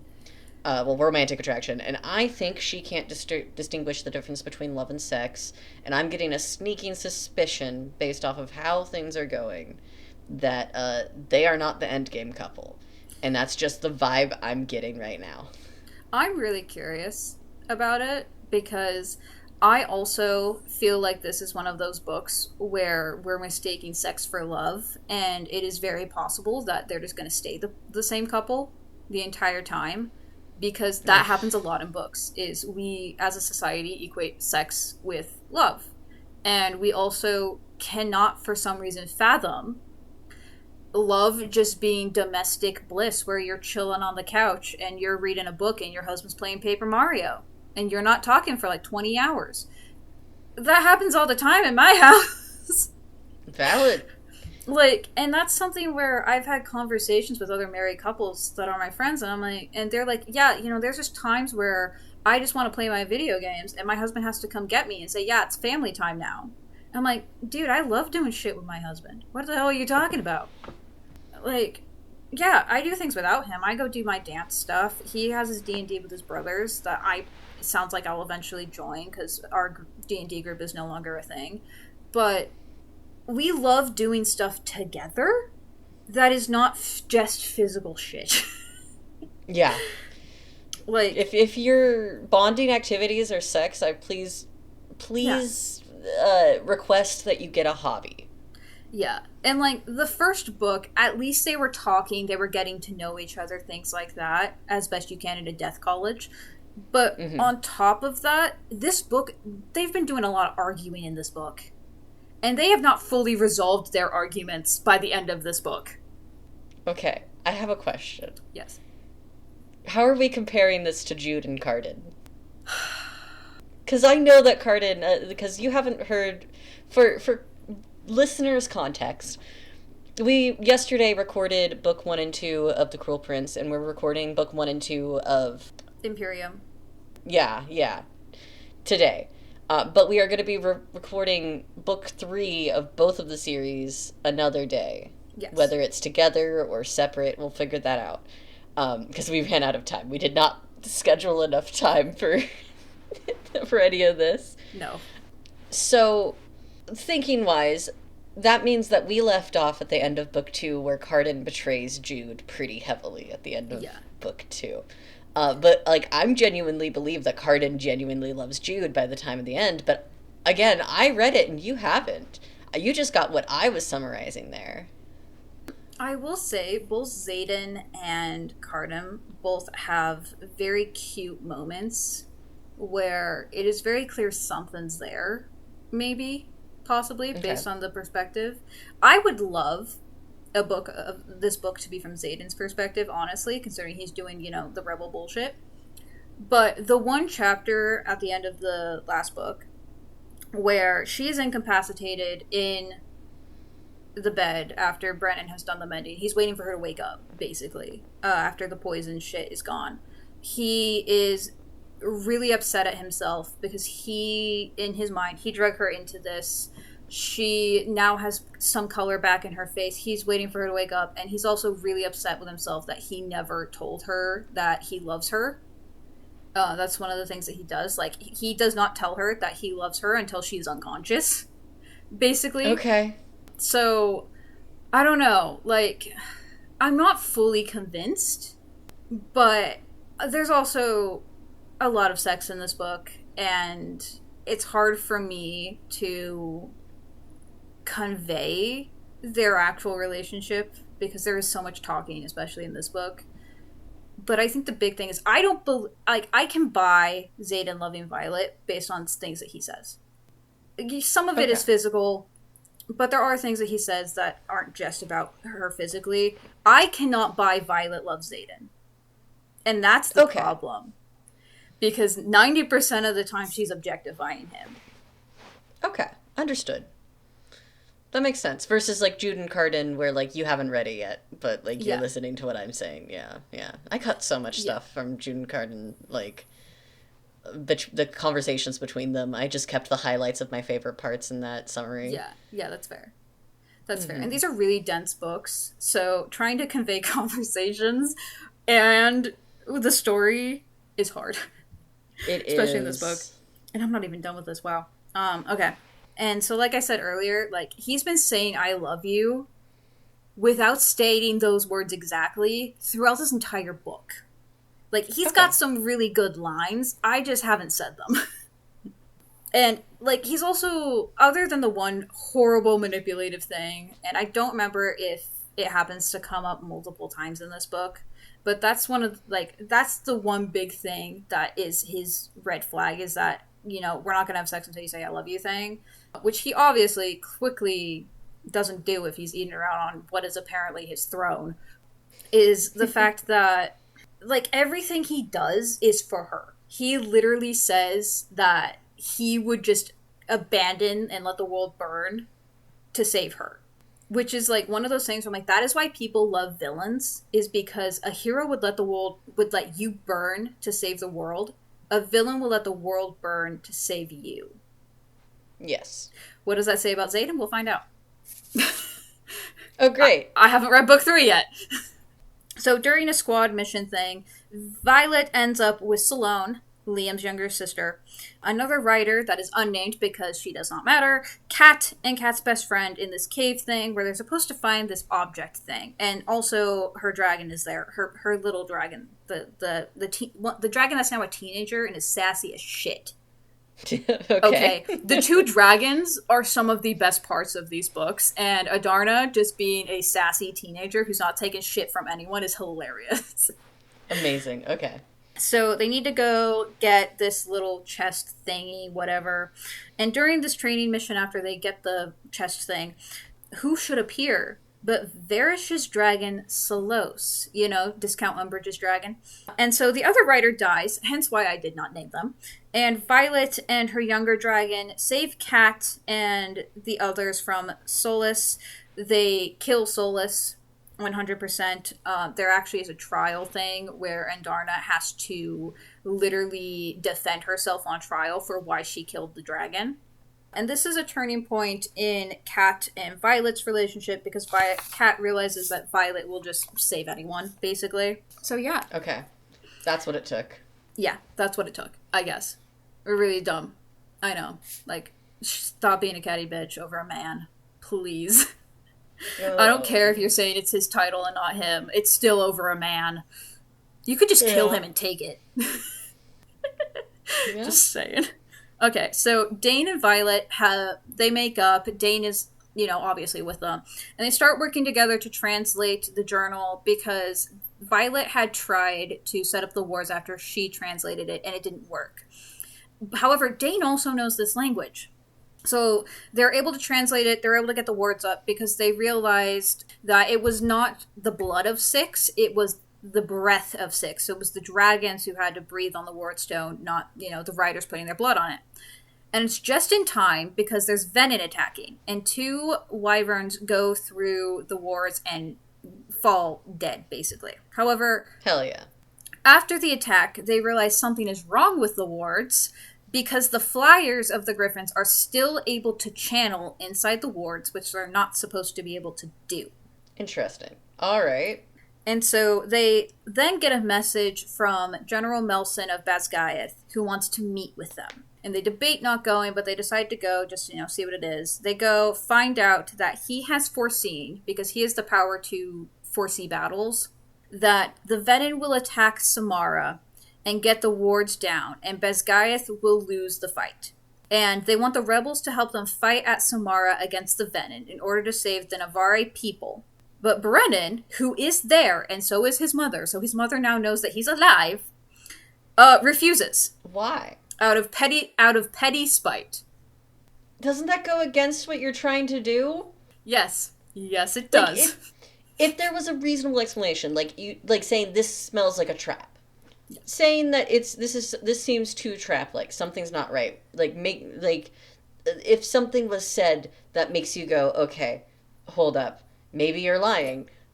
I'd understand. But just for being petty? Yeah, it's literally just for pettiness. And when the cadets find out, they literally say it right to Brennan's face during battle. Yeah. Yeah, dude, what the fuck? So Violet's mom gives Violet the other journal that Violet stole from the archives and tells her she needs to read it in order to fix their wards.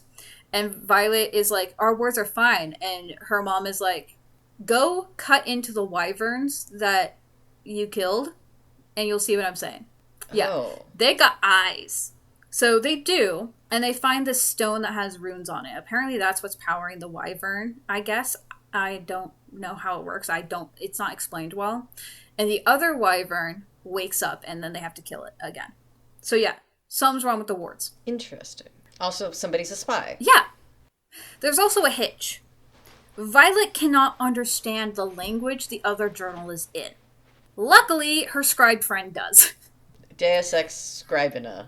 Yeah, so she gives it to Jessica, or however you pronounce it, to translate. I didn't write her name down. I just kept her as Violet's scribe friend. Beautiful. Deus Ex Jessica. Yeah, Jessica. It's basically... Okay. Yeah. So Violet is upset at Brennan for refusing to help Basgiath fight, and so are the other cadets during Battle Brief, though. She asks Brennan, hey, is Matt fully up to date? And he's like, yeah, why? And she realizes it's because of how the Venin are placed. They're not going to just attack one outpost. They're going to attack everything and get the wards down all at once and basically, take over. And so she leaves and goes to find Xaden and fills him in on what the plan is, because one of the big things that they come to the big conclusion to is General Melson cannot see the future if Xaden and the other marked ones are doing something. So they basically are like, he didn't foresee what actually is going to happen because we were also fighting, because that's what happens with their marks. If there's a marked one, he can't see it if there's 3 or more for some reason. What the fuck? Yeah, I think it has to do with, they mentioned that, they got these rune stones from their parents, and when their parents died, that's when the marks appeared to protect them from the people who killed their parents. I think that's why. Okay. But it's not fully explained. That's just my assumption. Violet, Xaden, Mira, and the second and third years just take off against Brennan's wishes. And they make it to the college, and they tell Violet's mom, hey, the Venin are coming, they're going to bring down the wards to get the veil, which is where, the dragon power stuff comes from. And she's like, no, they're not. Our wards are fine. But they insist. So they go to where the ward stone is, and they're like, oh my god, 2 of the guards guarding the ward stone are dead. And so they get into where the actual stone is, and Jack is there, who is also Venin, by the way. He became a Venin technically in the first book, but he's been hiding it. And I think that's what Nolan's been doing, is he's been trying to cure Jack of the Venin. Before or after death? Before death. Jack says he became a Venin after Violet bonded with her dragon. What the fuck? Yeah. And Jack... How is that connected? He was pissed off that a big, powerful dragon bonded with a weakling. Okay, so Venin are people who are comically evil who get very emotional. Yeah, basically. So Jack has also been controlling his dragon, by the way. He's like, we are made to control them, not the other way around. And so he controls his dragon and kills it to set out the fire on the ward stone, because it's on fire. It's literally a rock on fire. Mm-hmm. And then he takes his sword and he breaks the ward stone in half. And as Jack is dying, Dane reads his mind and finds out that he also hid things that have runes on them throughout the area to lead the Venin to Basgiath and the Veil. So interesting. Yeah. And now I'm not sure how I like this. And now Navarre and the college are defenseless. Wow, who would have guessed? What the fuck? Why were they experimenting on him when they know that he's the... Why try to cure him? Why do it inside the wards? So what's interesting is Venin are not supposed to be allowed to enter the wards without dying. But Jack says there are more of us than you think inside the wards.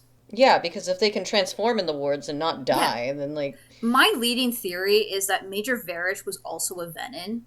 Has to be. It's not confirmed yet, especially since, he's dead. But Nolan was apparently trying to repair Jack's soul so he would stop being a Venin. So it has something to do with the soul that makes you a Venin. Yeah, it like corrupts it or something. I don't know. It's not very clear. What? So then why do we have this fascist government? I don't know. The government stuff is stupid. Conveniently placed fascist government that doesn't even have a real finger to point at. Yeah. Okay. So Brennan ends up appearing with the rest of the rebels and also the Griffin Flyers to help in the fight because he's like, yeah, if I didn't do this, I would be as bad as Basgaiath for letting innocent people die. Like, at least you realized it now, before it was too late, asshole. Good. Finally. So the big battle begins where Brennan is trying to mend the Ward Stone so that they can get it activated. Violet and her squad are guarding Brennan.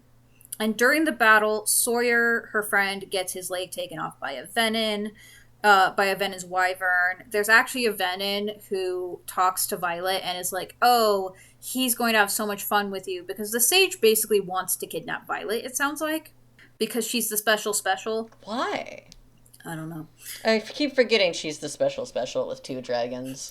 So the Flyers can't help in the air battle because Violet's mom has made Storm to help with Violet's powers more. So they're helping move the infantry. They're helping the infantry on the ground because they're better on the ground than dragons are. And they're also helping move the wounded to the hospital. And Violet's scribe friend, partway through the battle, is like, oh my god, I translated the other diary, but I don't understand what it means because it says the breath of 7, not 6. And so Violet is thinking about the translation because they're thinking they got it wrong. And then it clicks in her head that there's not 6 breeds of dragons. There's 7. And the 7th breed is Adarna. She is not a black dragon. She is a completely different breed. And the dragons didn't feel like they needed to tell her that because they clearly knew what was going on with Adarna from the beginning. Yes. Okay. It was a secret. It was a secret of the dragons. So what is Adarna? We don't know. We don't find out in this book. We just find out that she's a completely different breed. She is actually 300 years old. She literally did not hatch until Violet came around. Because she... Oh, that explains. Yes. Yeah, because she has the heart of a scribe... No, the mind of a scribe, but the heart of a dragon rider. That's the book's words. Don't sue me. She doesn't do enough murder to have the heart of a dragon rider, my dudes. Yeah, basically... Deus ex dragona. Thank you. Thank you for... So we have so many ongoing jokes for this particular series because this one is just, okay. So they go to where Brennan is and the stone is mended, but it has not been powered yet because it has to be powered and then the dragons can breathe fire on it. So Violet has decided she's going to sacrifice herself to power the stone. And she's close to burning out when her mother comes in and just kicks her in the face, by the way, to get her away from the stone. And her mother is like, Salone? Because Salone's signet is she can siphon. She can take the power from people and the life energy from people. So she's like, Salone, you are going to use your signet to take my life and give it to the stone. And Salone is like, I don't want to do this. I don't want to do this. Like, I don't want... Mind you, this girl, like, this is a young girl, okay? She's like maybe 20. This poor girl. Yes. This girl does it unwillingly. Like, Violet's mom puts the hands on her and the stone, basically. And Violet realizes that Xaden might be dying at this point. And so the power from Violet's mom is drained, put into the stone.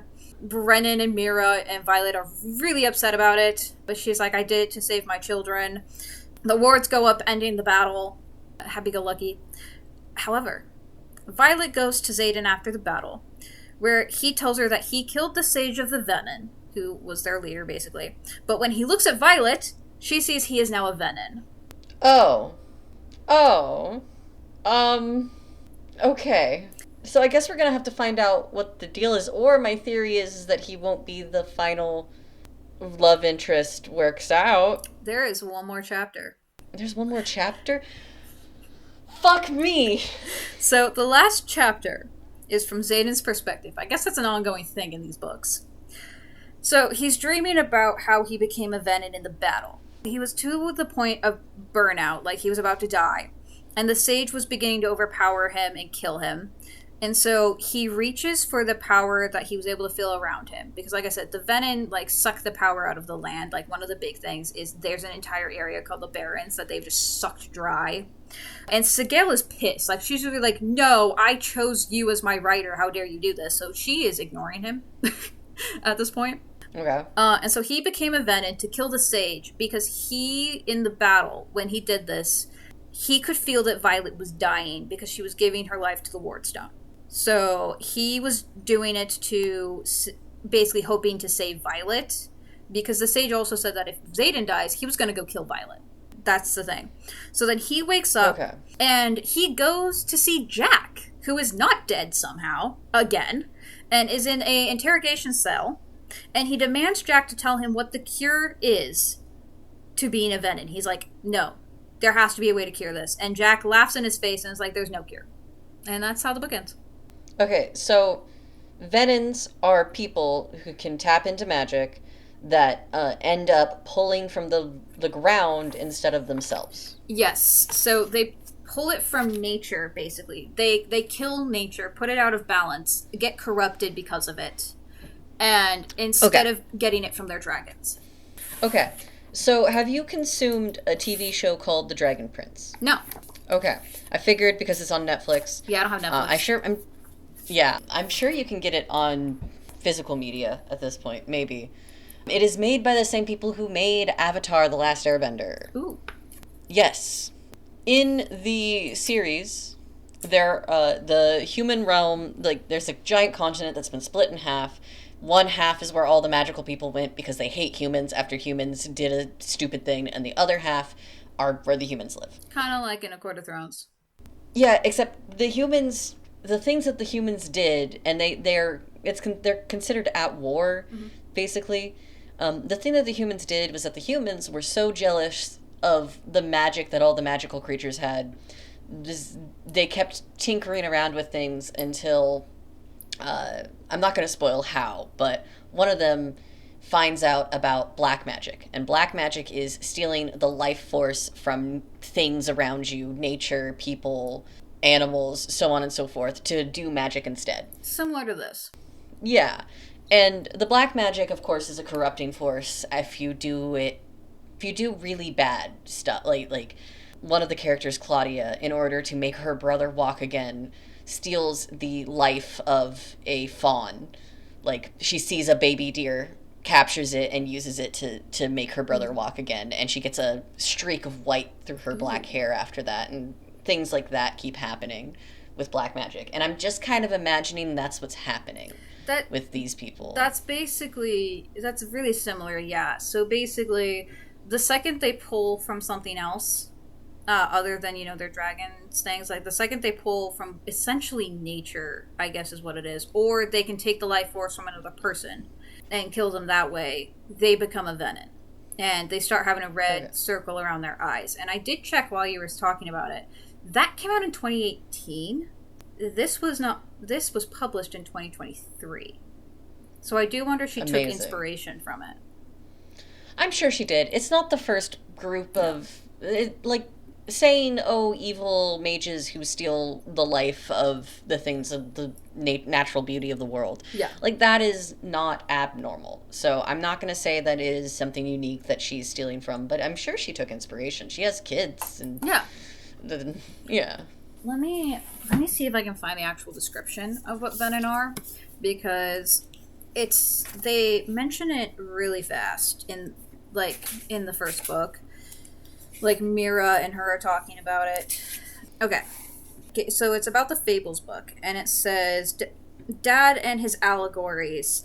Just don't try to channel power without being a bonded rider, and red-eyed monsters won't hide under your bed waiting to snatch you away on their two-legged dragons to join their dark army. That is literally what is said there. So let me see if it actually talks about how Venin are made when they come across them. If you don't have a better explanation coming from the books itself, I'm just going to assume that what I've said is correct. Okay, fables say Venin created them to compete with dragons. Instead of channeling from them, channel power into them. Okay, so yeah, The wyverns are made. I don't think they corrupted dragons, but there's something that her dragon says that made me think that. Because I know they talk about it a bit, but from what I understood, they just pull from nature.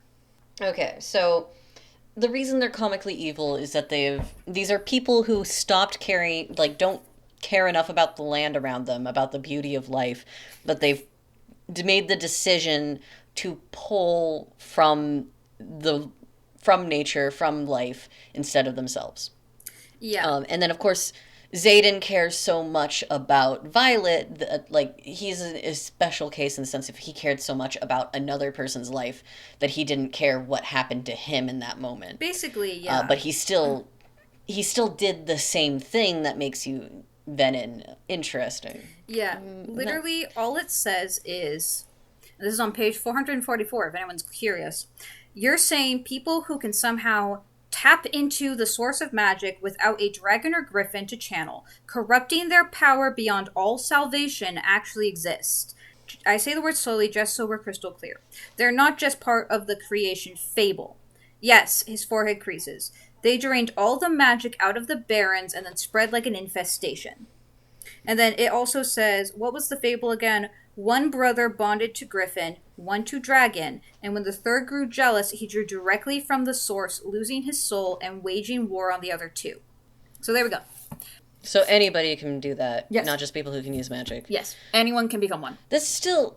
I see how people who are mentally corrupt would be more likely to become Venin. Mm-hmm. I still don't understand why the government's keeping this. Well, I guess if the government's making it... Okay, if the government tells people then anybody could become a Venin, and anybody becoming a Venin is its own issue. The real question is, how are the Venin able to hide the red ring in their eyes? Because clearly there are plenty of them.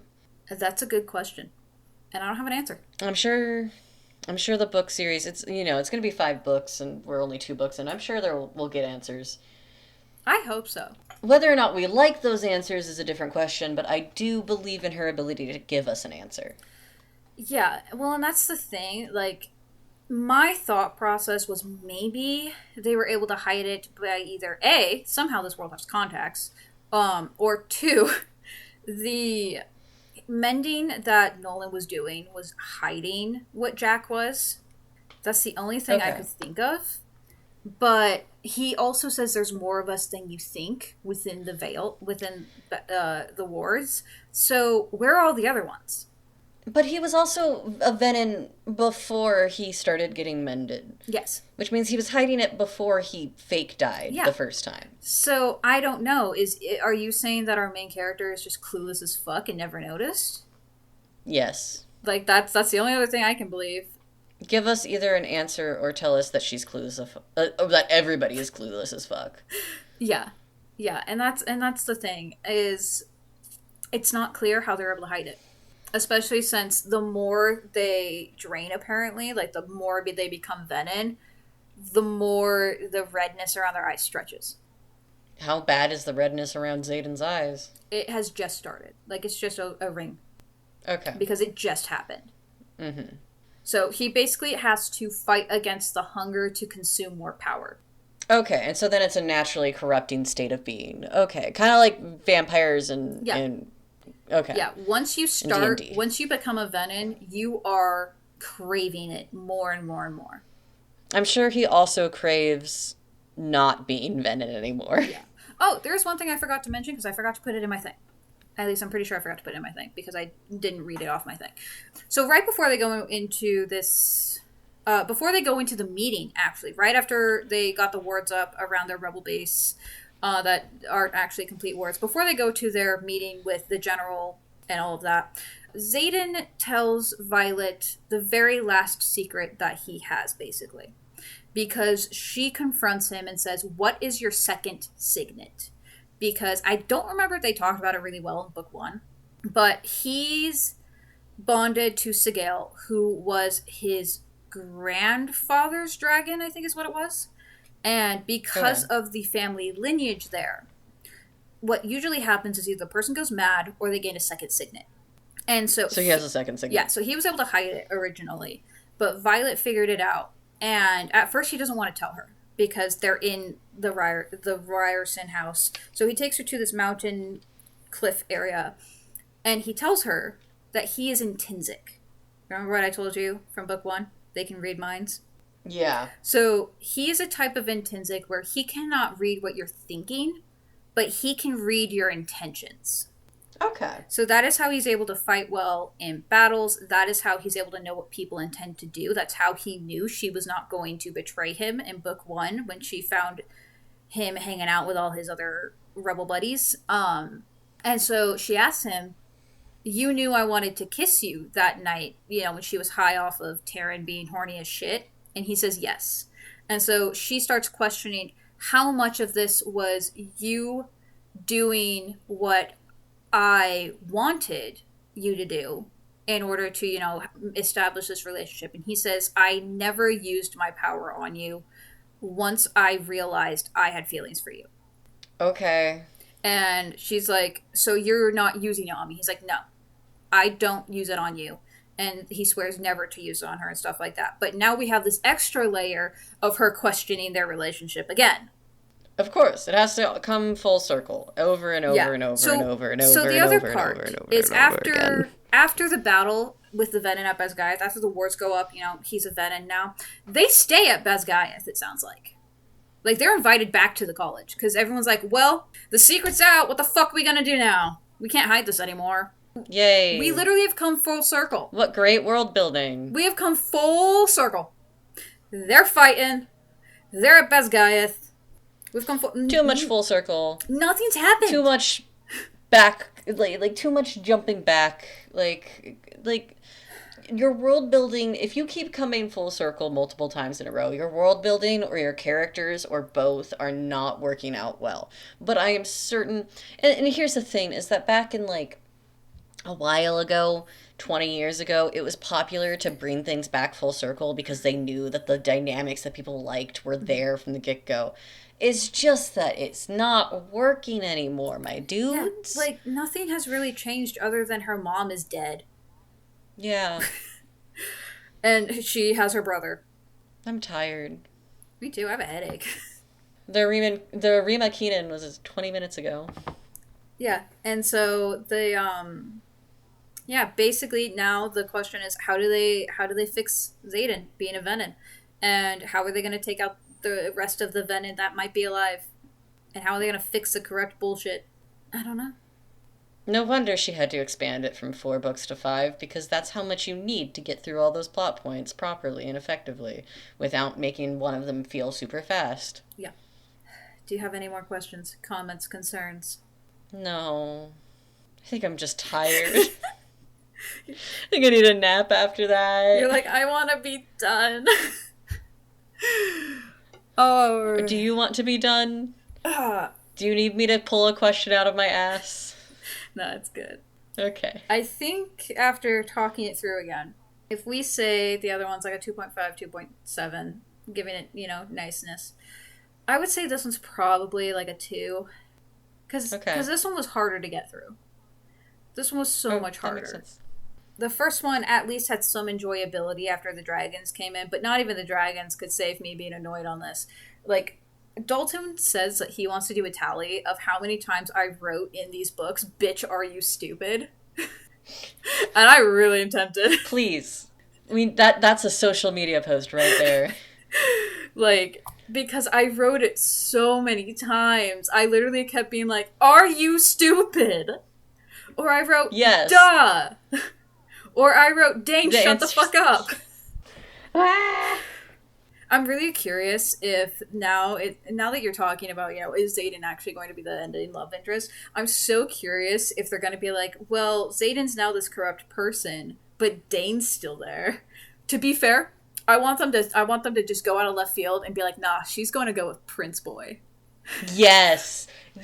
No, her and Kat. There we go. Lesbians. There's the end game. It was secretly a gay story the entire time. This isn't me wanting more gay representation. This is me wanting something different from the status quo to make everything feel worth it. Yeah. And that's the thing. Xaden's fine as a character. I like him a lot better than other Shadow Daddies. But I'm going to tell you this right now, Rebecca. I gotta remember the guy's name. He is now love interest from Voice of the Ocean. I liked him better. I don't remember his name, though. I'm sorry. Killian? No, it wasn't Killian. No. What's Fuck. You know what? He's got the same name as the guy in this book. Like, oh wait, why am I not just looking at my script from last time? Oh, yeah. Raiden. Dalton remembered it too. He came over here to tell me. Dalton for the win. Raiden. We prefer Raiden. Thank you, Dalton. We prefer Raiden to Zayden. Okay? Raiden supremacy. It's the correct end. The correct end. Yes. He just had so much charisma and sass. We also love Cardin. Yeah, Please. There we go. Like, I'm not attracted to any of these men, but I appreciate some good presence. Yeah. And Raiden and Cardin have the presence. There we go. Like, Zayden's got some good lines. I'll give him that. And at least he's not a complete asshole. He has his moments, but his moments are understandable to me. Yeah, I mean, yes, a good character should have their moments. Yeah. But they need to be understandable. Yeah, everybody has a moment. That's why every good character should have a moment. It needs to be understandable when they have their moments. Yeah, exactly. Yeah. And their moments shouldn't be derived in a way, like, they shouldn't be derivative. I shouldn't say they shouldn't be derived. They shouldn't be derivative in a way that makes the audience go like, oh my god, this character. No, they should be human moments. Yeah. And, like, we can't all have Haru Uraras that are just, like, adorable little babies, you know? Yes, I brought Uma Musume back in this. Like, we can't have a bunch of Haru Uraras that make us go, oh my god, baby, you're so stupid, but I love you because you're just a sunshine ball, because that's still a well-written character at the end of the day, isn't it? Because you love the character, no matter how stupid they are, because they're just so darn happy and adorable, and they're just happy to be there. Oh my god, I have a conspiracy theory.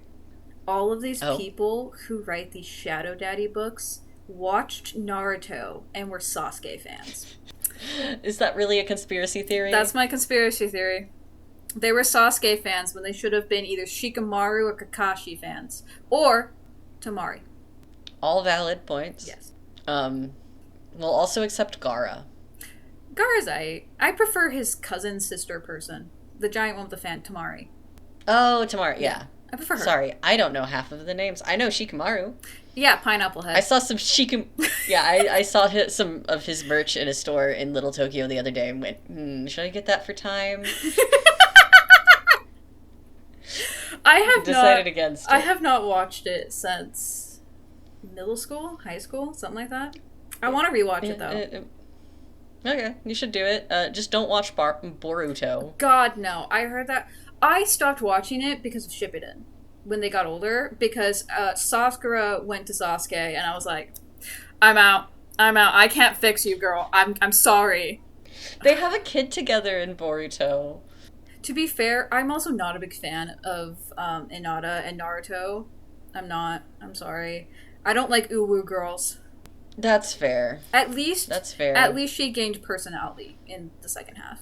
At least she did. I can concur with that message. I do have to find a meme for you now. Oh god. I'm scared.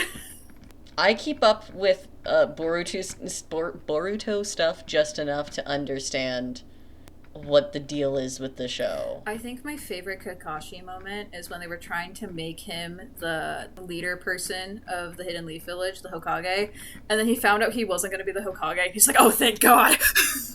Because I feel that so hard. Yeah. I'm scared about what this movie is. Okay, I've found it. It's going to your DMs. I want to note that one of his kids is adopted. Why he only making emos? Where the hell did that one come from? The one that obviously isn't his or Hinata's? Yes. Adopted. Where'd he come? Like, who was he? I believe that her deal is... Oh god, is she an alien? Wait, there's aliens now? Remember. Oh yeah, the point of like I've made a comment recently that an anime is trying really hard to stay connected when the new arc after everything seems to have wrapped up well is just aliens. And that was this. Yeah, no, but Boruto is aliens now. like, even Sailor Moon does it, but Sailor Moon gets away with it because it's Sailor Moon. Yeah, it already had aliens. She's an alien. She's the reincarnation of an alien. Same thing. Sure. Same thing. Luna and Artemis are aliens. Yeah, they're aliens. Yeah. Like, there was aliens from the beginning. Cats are aliens. What the fuck? Yeah, they were aliens. I am so confused now. To be fair, though, one of my favorite pieces of Naruto material is the hidden rainbow village thing. Yeah. Yeah. Anyway, let's close this out. Let's wrap this up. All right, Book Crows, join us in part 3, where we will see if Beryl will lose their mind when I explain Onyx Storm. Probably. I'm sorry. It's fine.